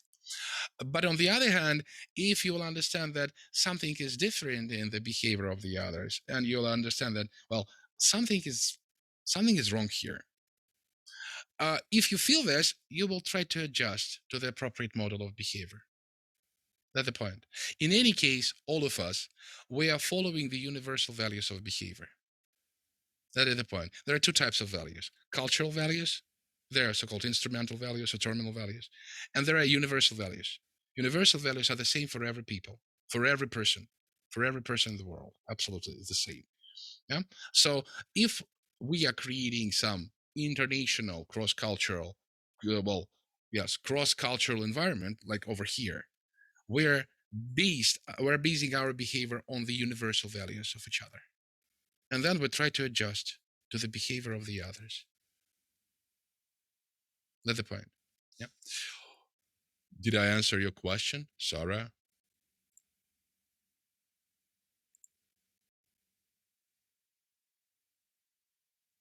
Yeah. Good. Okay. We have one more. Did you manage to complete the task, by the way, about Russians? Yep. Okay, let's listen to it. Just interested.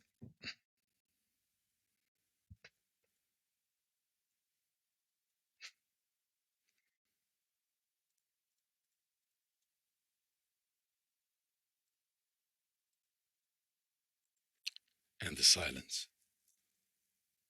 Let's listen to it. It's okay.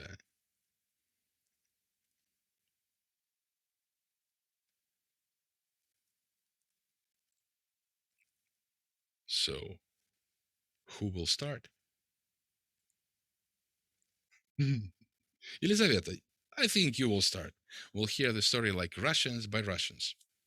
Maybe I, I will tell something at the end, because I guess someone will change their opinion after my talk. No? Okay, I agree. Okay. So, who will start?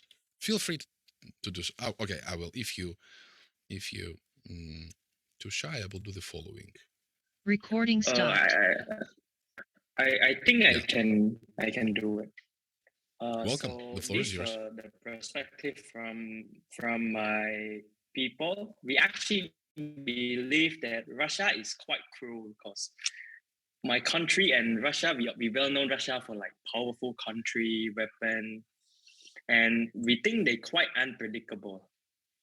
And for emotion, yes, I think they're quite emotional. Excuse me, which country you're from? So Russians, but which country I'm from Cambodia. Cambodia. So Russians, but Cambodians. Okay, sure. And then? And precise thing, yes, I think very. And for gift, yes, I think they're quite gifted for the fact that quite strong, like quite serious. I think, yeah. Capable of great achievement, I think so, because so far Russia have been achieved so much, like their land, their military, and their interests. Wait, sorry, sir. When you say by like interest and exotic, what does that like mean? Interest? Excuse me. Interested?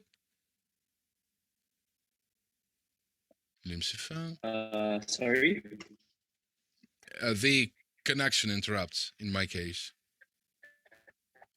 Can you repeat the last phrase, please? Interest and yeah.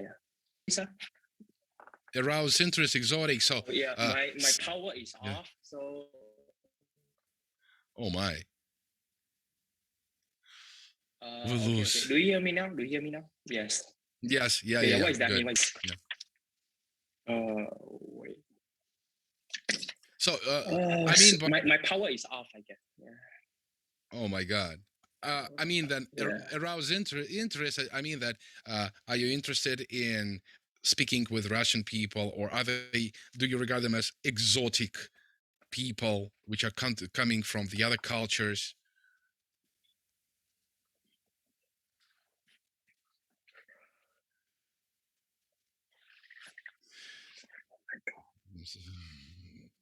NP. Okay, thank you very much. The power is off. It happens. Okay, maybe someone. Can Chilin, I say welcome. something? Oh, Sure. sorry. That's okay. No, I don't know, guys. Can you decide You yourself? can go So, first. okay.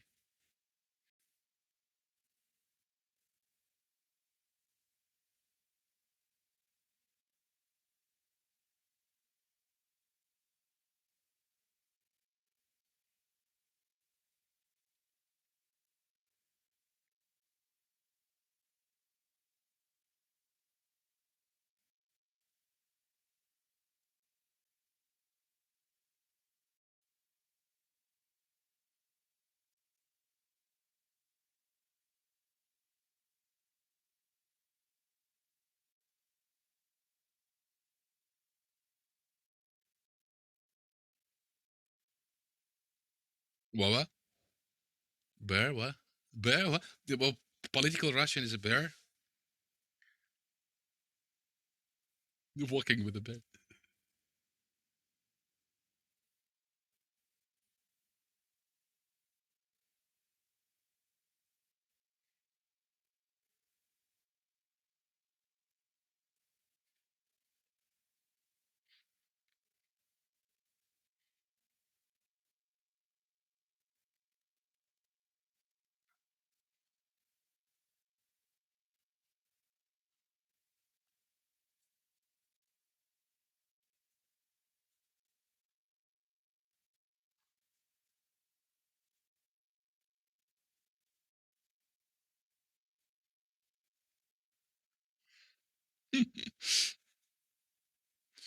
Okay, thank you.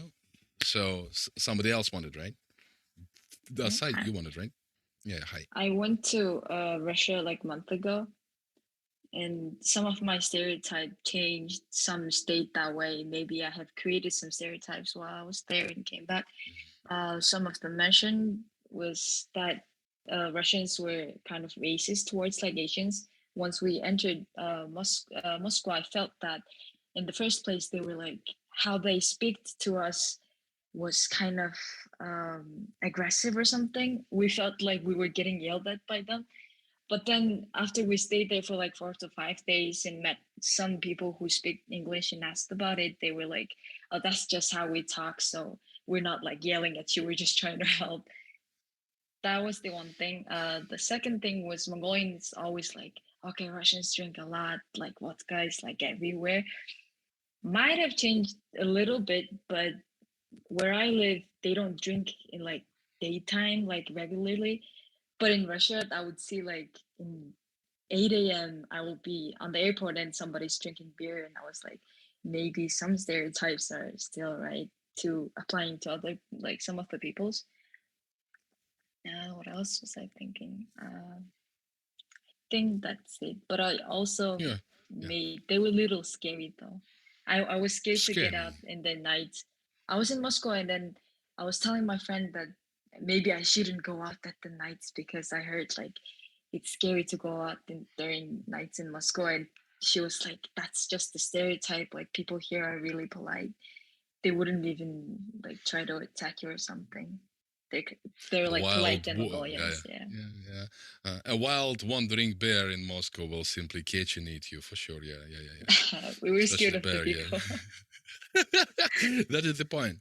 When I started to build international relations, right?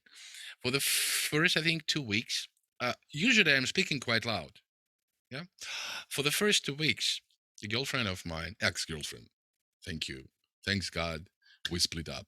Yeah. My ex girlfriend was thinking that I'm shouting and actually angry at her, but I was not. You see, It's the way how people speak. Anybody else wants to share their opinion? Me, Professor. Sorry. Can I try first? Sure. Welcome, guys. Self-arrangement. Welcome. Yeah. So I have a Russian friend from my high school, and she has a high tone, which sounds aggressive, but I already got used to it, so it's fine for me. And we have been drinking after our high school graduation, and that made me have a kind of stereotype for Russian, like they are brave and strong. I am the one who always get drunk and puke. Yeah, she never got drunk before, so I think it's very good for them. And I saw a prank on YouTube that Russian people kind of don't like homosexual or bisexual. I don't know if it is like individual problem, but I think they are kind of inflexible about that topic. Yeah, it is truth. It is up to everybody. In Russia, we say the following: it's up to everybody about their personal and private life. We don't care, but don't show it on the public, because we have a conservative and religious society. Yeah, so don't show it in the public. Private relations are your private relations. About the skinheads died, I think, in the beginning of 2Ks. Yeah, there were skinheads in 1990s, but they don't exist anymore in Russia. All nationalist organizations were prohibited, including RNE, Russian National Union, about this kind of stuff, like DPNI, movement for illegal immigration. They were simply prohibited by the government, and all the nationalists movements are prosecuted harshly, very harshly. So no skinheads, nothing. We don't have bears walking on the street. Okay, somebody else wanted. Me. Welcome. Yeah, can I go first? Okay. Okay. Welcome. Yeah. I'm Mexican, so I think we have like a lot of things from the US, but we don't really like think about them.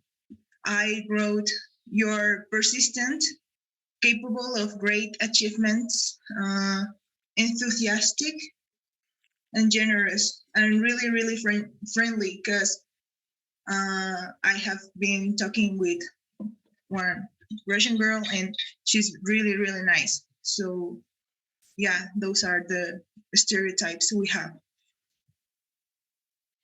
Great, thank you. You see how many people and how many opinions. Okay, thank you very much. Quite cool. Any more opinions? Welcome. As I see Russian in BFSU and in the news, Russian like to keep like scary animal, a pet like bear, and also Putin also have a pet is a bear, and Russian have a lot of mafia. Most of the adult, they are mafia, and they like to drink like the glass in Russia like have only 1 liter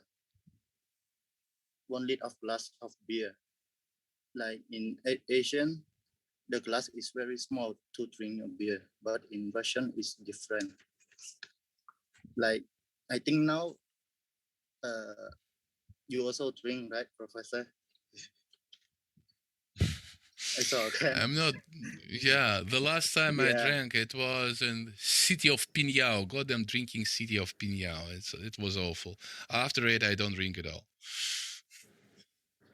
And Russian, they less smiling. Like Professor now is not smiling. I am actually. Thank you, Professor. Okay, thank you very much. It was cool. All right, guys, thank you.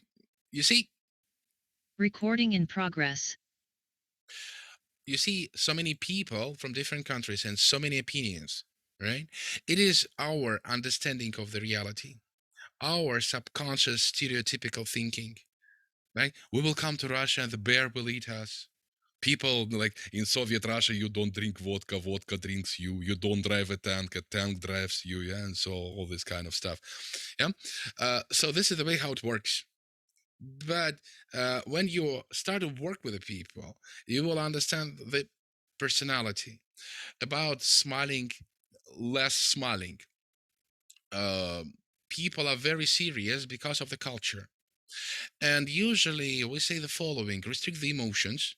Isn't it the same as in Korea or Japan? Restrict the emotions. Yeah.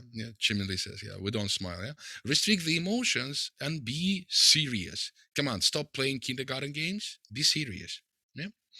Also, in Russia, we don't smile usually to the strangers because first we need to understand who is standing in front of us.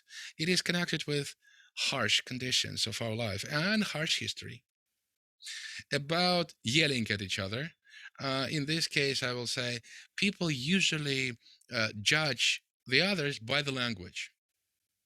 And as soon as Russian has a lot of different firm sounds like r, s, sh, sh, ch, and other sounds, it is regarded as very aggressive. This is wrong. When I was reading a poem, well, I was speaking with one of our Russian classmates, and he addressed me in Russian, and I started to reply in Russian.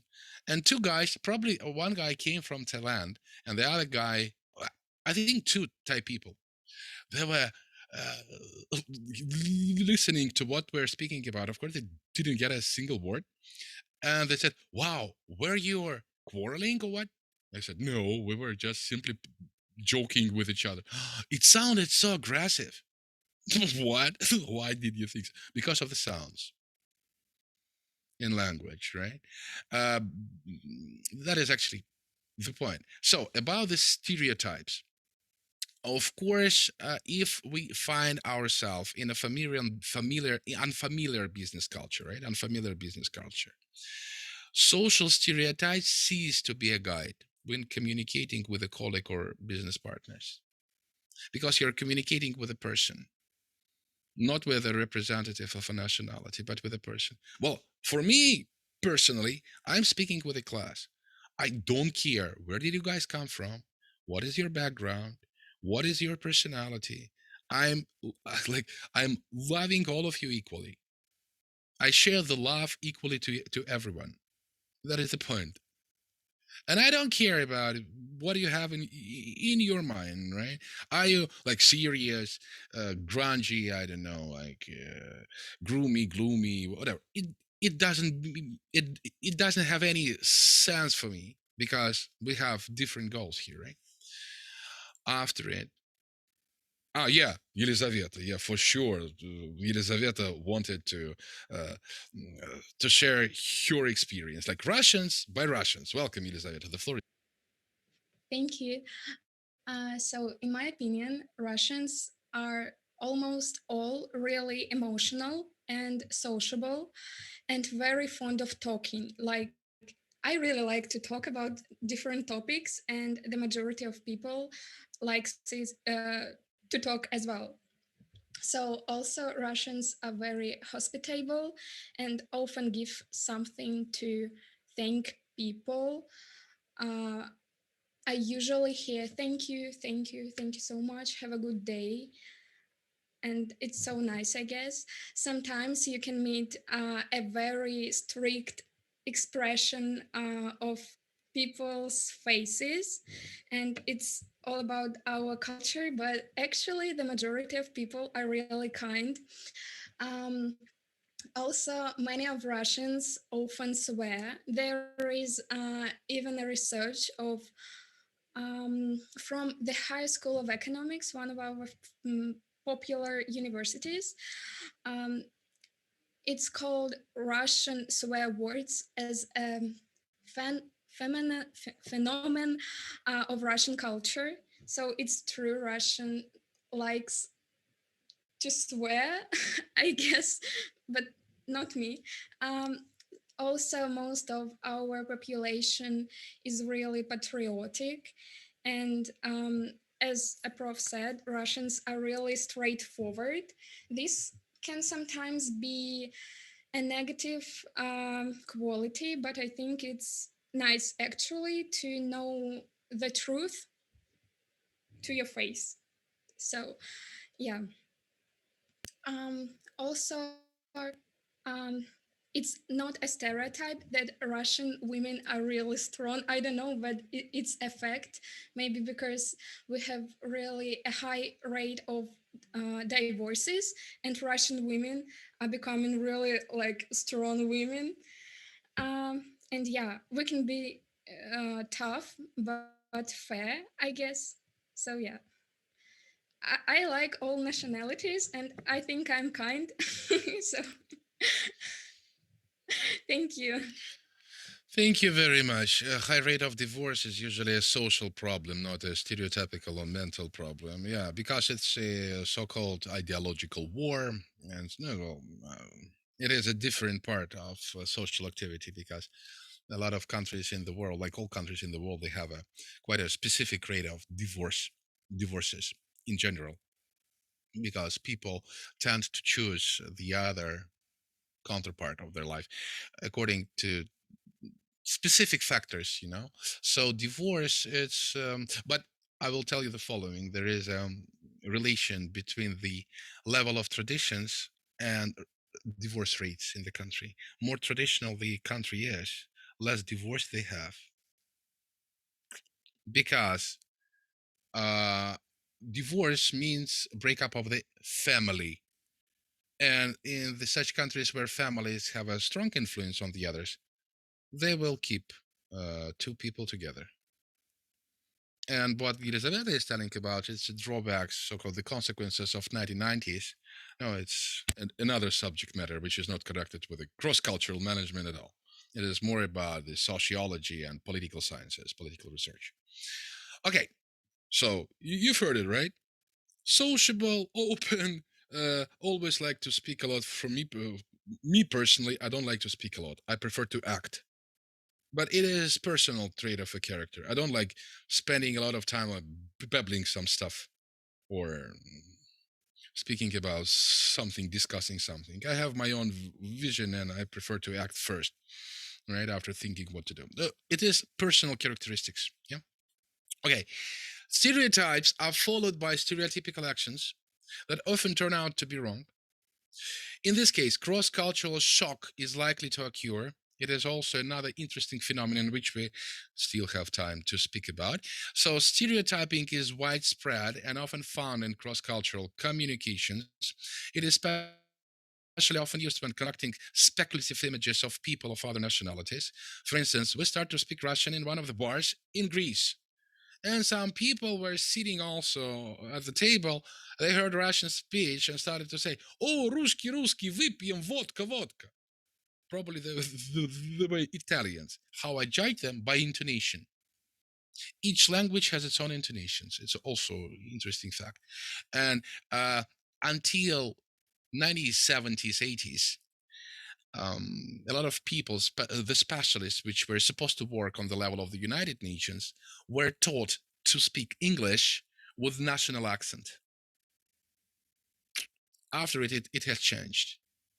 American accents started to dominate. However, British accents regarded as, therefore, received pronunciation is still regarded as classics of English. But American accent is dominating in this case. Right? After it, different stereotypes may exist in different countries and cultures on the same issues and in relations to the same phenomena. For instance, what I was discussing previously, right? We have, who told me about it? Chairman Lee. There is also stereotype. No. Koreans have the same stereotype like that. We don't smile, yeah? The Russian delegations which were dealing with on the level of Ministry of the Foreign Affairs, different companies, international companies, agencies. They were telling the following: the most difficult communication between Russians and the other parties was the experience in Japan. Why? Japanese people, you cannot predict the reaction of Japanese people, according to Russian research. Why? People have no emotions. They're smiling, kind of smiling, and sitting calmly, and they're simply listening to what they're talking. It is also a phenomenon which I found in China. In Russia, for instance, we make decisions exactly on the meetings. The decision may be already designed and can be already implemented. So we simply need to follow the ritual of the decision. For instance, discussion on the meeting or signing the contract on the meeting. However, in China, meetings are usually used specially for taking and understanding the information.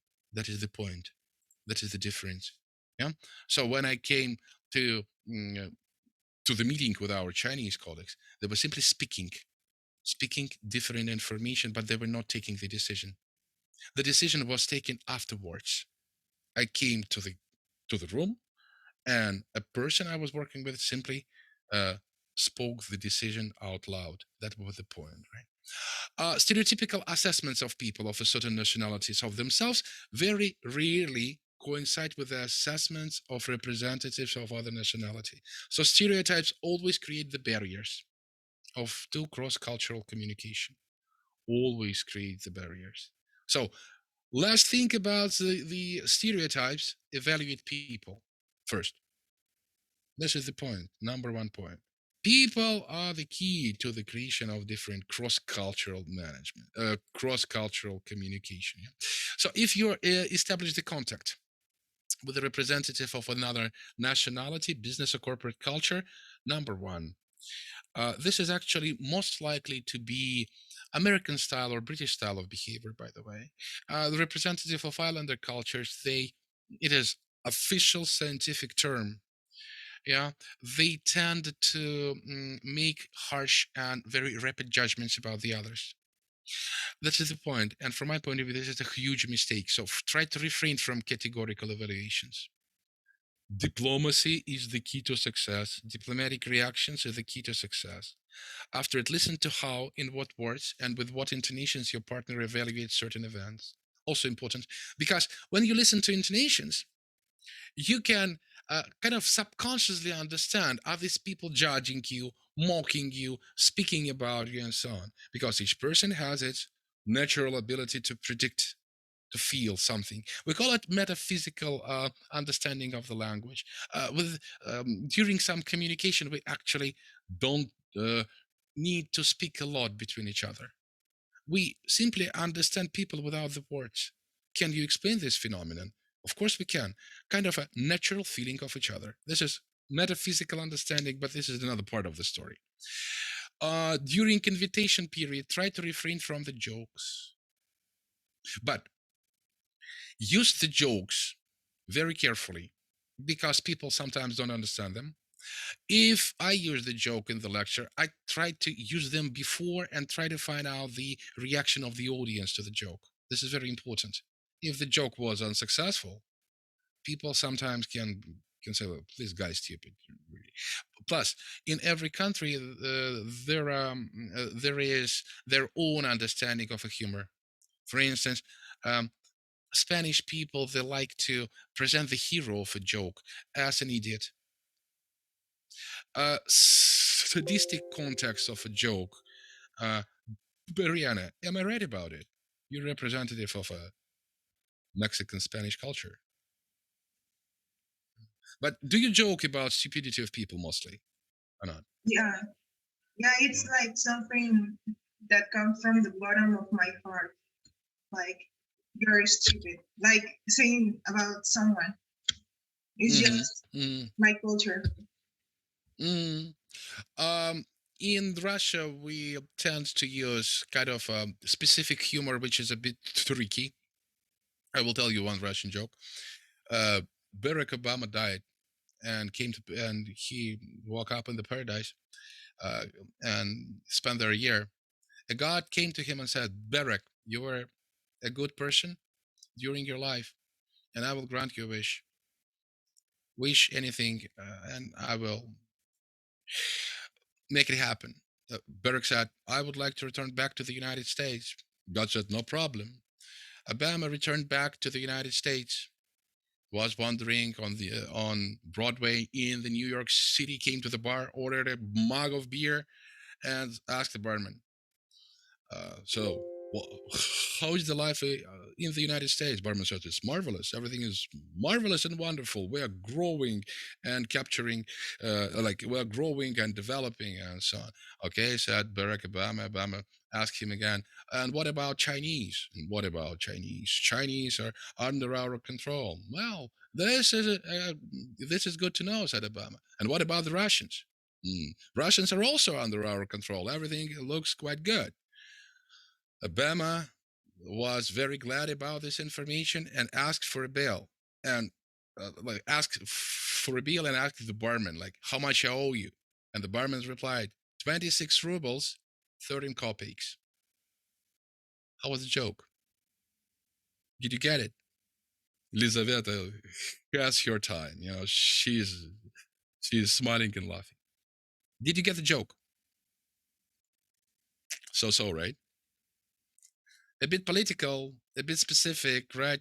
26 rubles. Ruble is a national currency of the Russian Federation, right? So a bit tricky, right?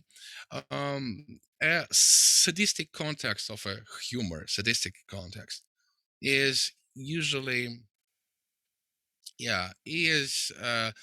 usually acceptable for as far as I could say, as far as I could judge, for such countries as Indonesia, Australia, Japan. Blunt humor, blunt and straightforward humor is typical for Germany. I will give the examples of the jokes when we'll discuss different countries. For instance, a typical German joke. I'm so sorry for this joke, actually. Two people were stuck in the elevator, and they're standing in the elevator for 4 or 5 hours, and one said to the other, I want intimacy so much that I would gladly sleep with a bug. And the other replied, Bzz. Stupid, right? Typical German joke. I will ask if I will be able to contact my German friend. She will tell you a lot of such humor in Germany. Sadistic humor typical for Japan, for Indonesia, I think also. By the way, guys from Indonesia, can you verify it or not? Do you have that kind of a specific sadistic humor there or not?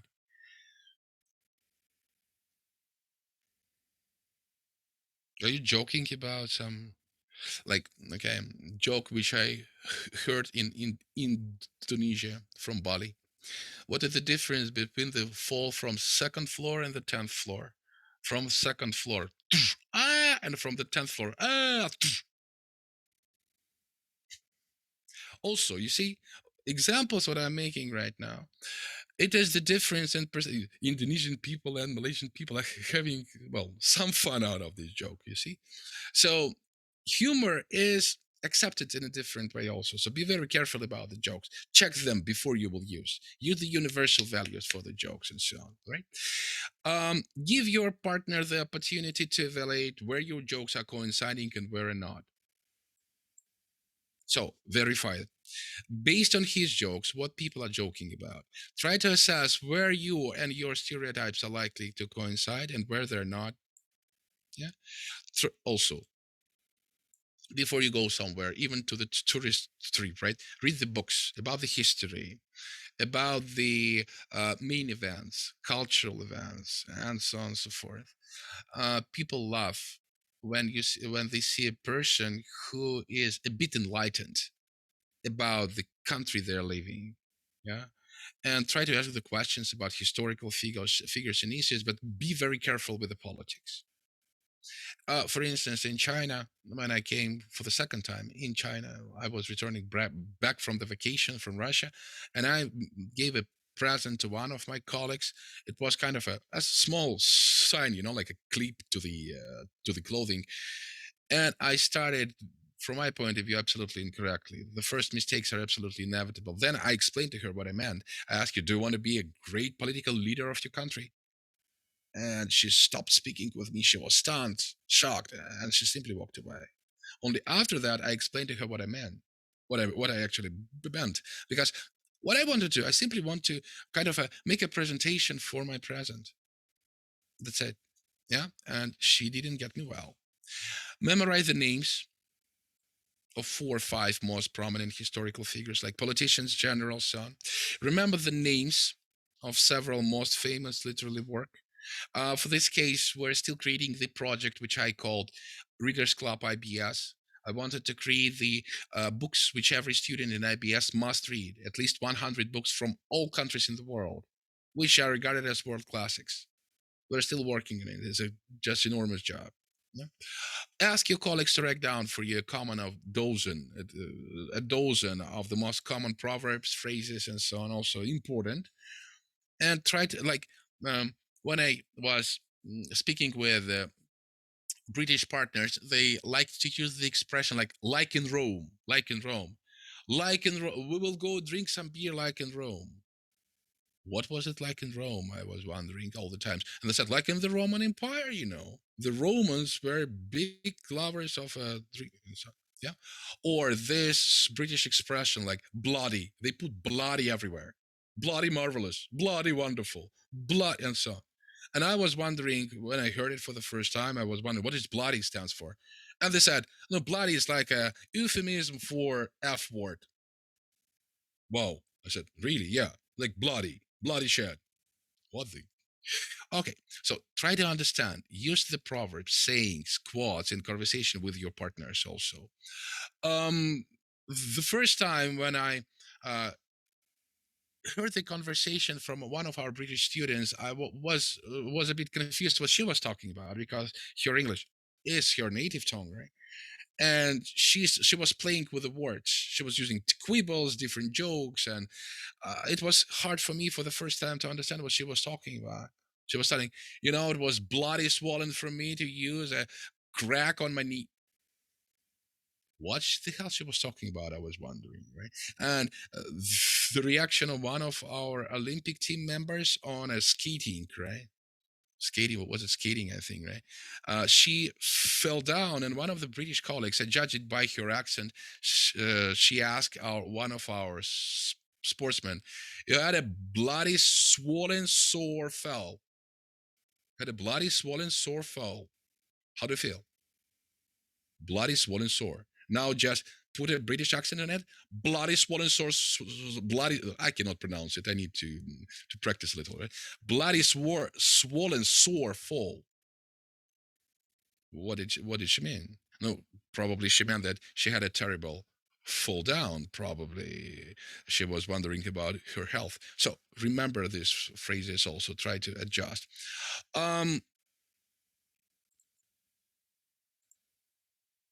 Do we have a universal jokes for all people on all nationalities? With one of our students, no, well, we decided to postpone this research until we return back to China, because it's also a huge work, actually. And we decided to create several jokes. She was from Japan. And we decided to create a set of jokes which will be suitable for all countries in the world. We found out the general principles of the jokes. And these jokes were connected with, first of all, situations. So the typical universal funny jokes are situational jokes. Yeah. What I would like to speak more about, we have 4 minutes. Okay. Cultural shock. Every person in the world experiences cultural shock when they move from one country to the other country. All this cultural shock was introduced in 1954 by Kalervo Oberg, and he said that it is a fear caused by loss of familiar identification marks in social communication. Different semiosphere. Semiosphere, it's a part of semiotics. Semiotics, a sign of science, a science of science, which choose, select different science system. That's why it is a bit shocking for us, right? We have different feelings from excitement to dislike, aggression, and usually cultural shock has the following characteristics. All of us, when we will finally return back to China, within 2 months, as a rule, you start to have these kinds of feelings. That's why you have orientation week. That's why you have different unions. You have different group of people who are supporting you. Especially, usually these groups are coming from your country also, so from homogeneous cultures, the same, because they know how hard it is to get another system of values. Yeah, it has 5 stages. 5 stages. Sudden change, yeah. We see, yeah, sudden change, yeah, of course. The food is different. People are different.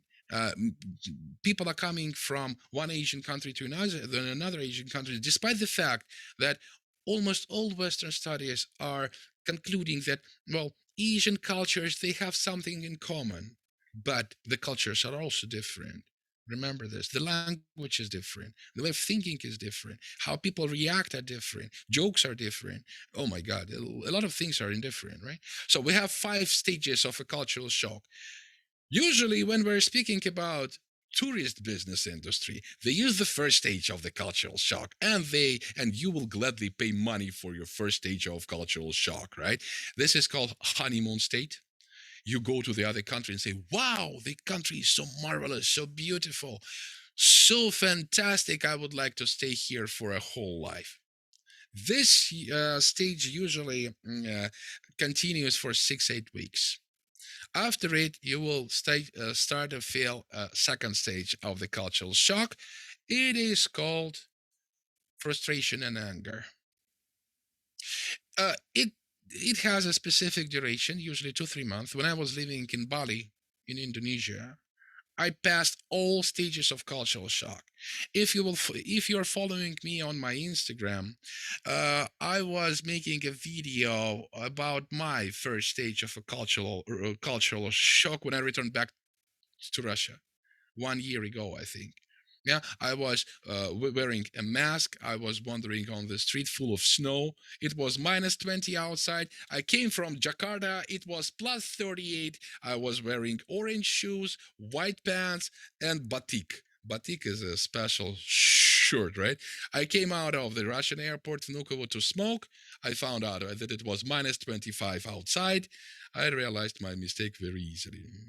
So the second stage, frustration and anger. Frustration and anger. I will answer the questions after the class, if you wouldn't mind. Just 2 slides left. Third stage is called recovery. You quickly realize that you can adjust to the environment. How to overcome this stage? Build as much context as possible. Make people support you. Yeah. Fourth stage is adaptation. You entirely adapt to all the situation. And you also accept the values of the country. And the fifth stage is so-called reverse cultural shock. When you're returning back to the country, you feel like you're out of here a bit. That was happening with me. My cultural shock when I returned back from Jakarta and Bali to Russia, the duration of it was a year. A year. I was not able to speak with others. I was not able to go outside because I didn't want to. I regarded everyone as hostile, as a bit like unfriendly, and so on. It's also a psychological phenomenon. How to deal with a cultural shock? You should remember that it will pass over time. It is our personal perception of the environment. Also, you need to get an immersion to the cultural and social life, into the cultural and social life of the country, and you need to read the history and tradition of the host country. You need to follow it. That's the point. Questions. I made it. Hooray. Questions. Questions. Some people may face homesick mood, right? Asks Elizabeth, of course. All people are facing the cultural shock. All of you. There are no exceptions, absolutely. So It may be one of the symptoms of the cultural shock that you feel homesick. It may be so. Even if you will analyze the relations of different couples, especially newly wed people, some girls are also feeling the homesick situation too. They want to return back to their parents. They're telling his husband, I'm going to my mom. I want to go to my mom to see my mom because they feel the homesick too. Every person needs a time to adapt to the reality. When I was living in Bali, I was driving a car. My second stage was, well, quite hard. I'm driving a car. Indonesian drivers will support me. And I don't know, every day I was in figuring out a new swearing word for the ruthless drivers. Ruthless, reckless drivers, impossible, shouting on people, and so. But after a certain period of time, it has lowered down. It passed. That was the point. Questions, ladies and gentlemen. For ones who will be taking record, does it modifies? How I will evaluate you? Uh, are you in time zone? Are you in the different time zone?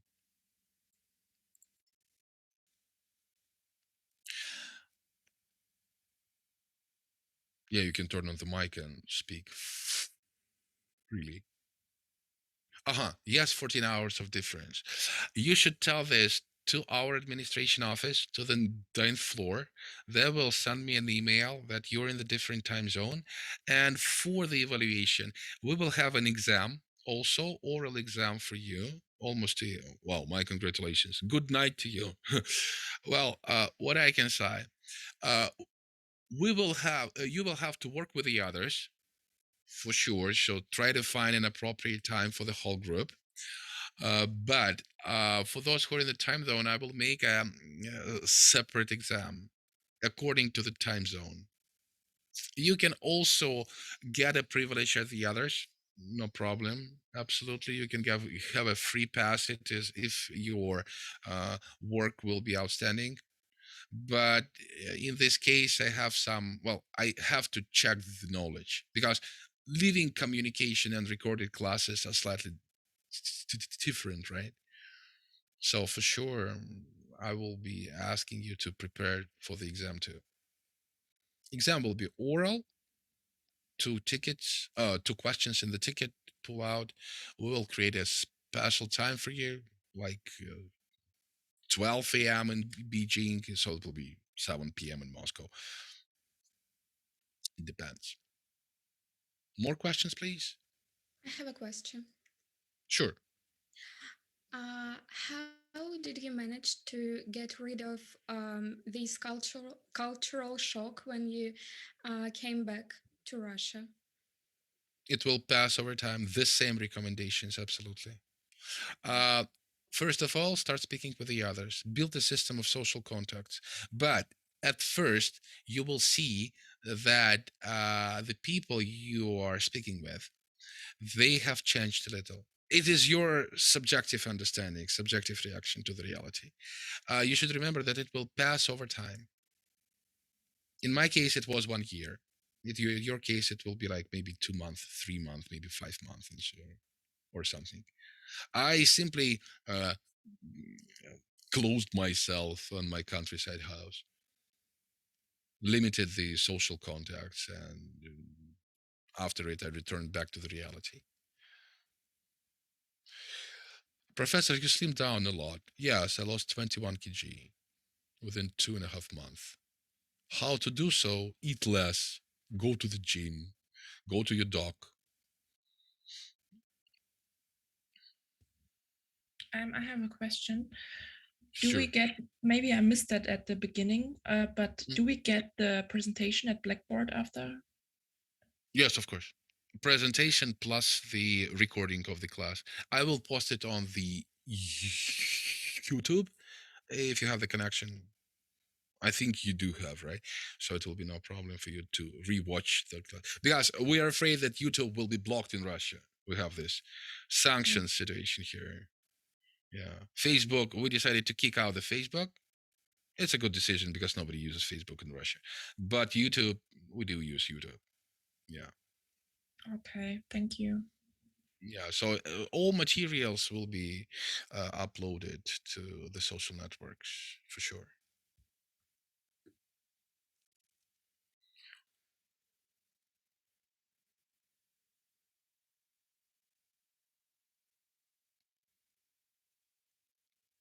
Oh, as soon as this lecture, like last semester, I was uploading the lectures after we finished the topic because the topics were huge.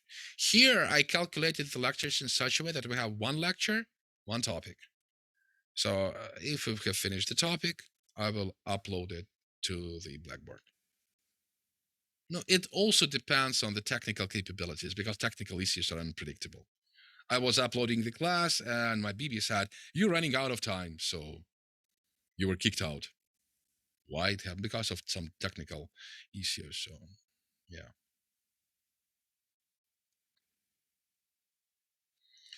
Yelizaveta says 1 year is long. It is absolutely personal and individual.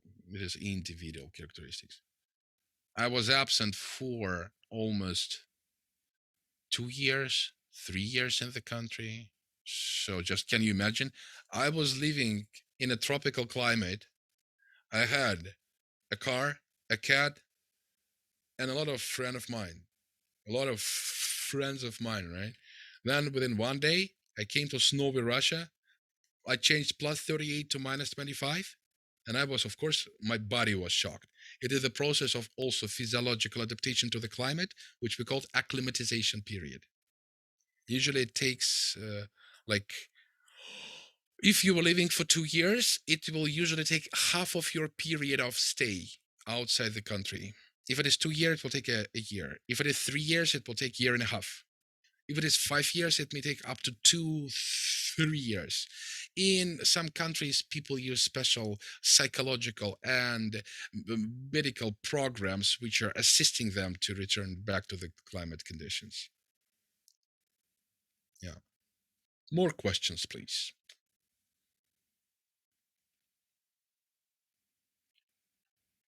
When you will upload the presentation thing? I will upload the presentation thing. I don't know. I will think about it. Maybe at the end of semester, maybe next year. Yeah, or maybe never.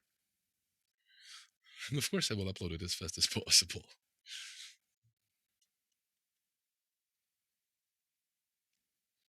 More questions.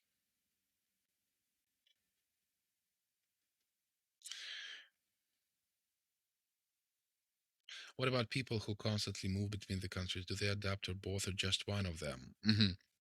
I know a person, she is a flight attendant in some Russian company, and she's traveling all around the world all the times. And they have a recommendation in the corporation. They said, you have to follow one time zone only. So if they're, for instance, in 12-hour difference, they're still sleeping according to the time zone they're usually living in. So they're living in Russia, it's plus 3 GMT. They're sleeping exactly during these hours, all the times, no matter where they are, where they go, and so on and so forth. If they constantly move, like flight attendants, they're always constantly move. They are following this schedule, and they're under very strict medical control, because the body, if it is adjusting all the times, you will start to have sleeping disorders, mental disorders, and all kind of psychological sicknesses. So it's a tough job. So if you constantly move between uh, two countries, no, well, in any case, you will accept the values of the two countries. You will try to combine them and create a universal culture. A recommendation here is try to create an international relations with a boyfriend or girlfriend from other country, absolutely different culture. And if everything will go well, you will eventually see that you will start to create your universal values. That is an interesting observation which I made during my experience. Yeah. So the same. If you're speaking all the time, like my dad, he was working with the Indian people, and they have a good company group of people which are in friendly relations. They are always creating the communication on the level of universal values. Also, they accepted the values of both countries, because these people which are coming from India to Russia and living here for a long period of time, they're accepting the Russian values, and vice versa. My dad, when he was living in India, he started to accept the values of India. Either did I. I also accepted the cultural level. So yeah, the best recommendation, just try to build relations on the international basis. It doesn't matter which kind of relations, business, educational, personal.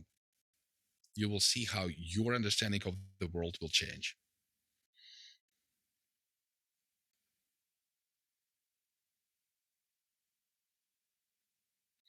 More questions. I'm all yours while I'm here.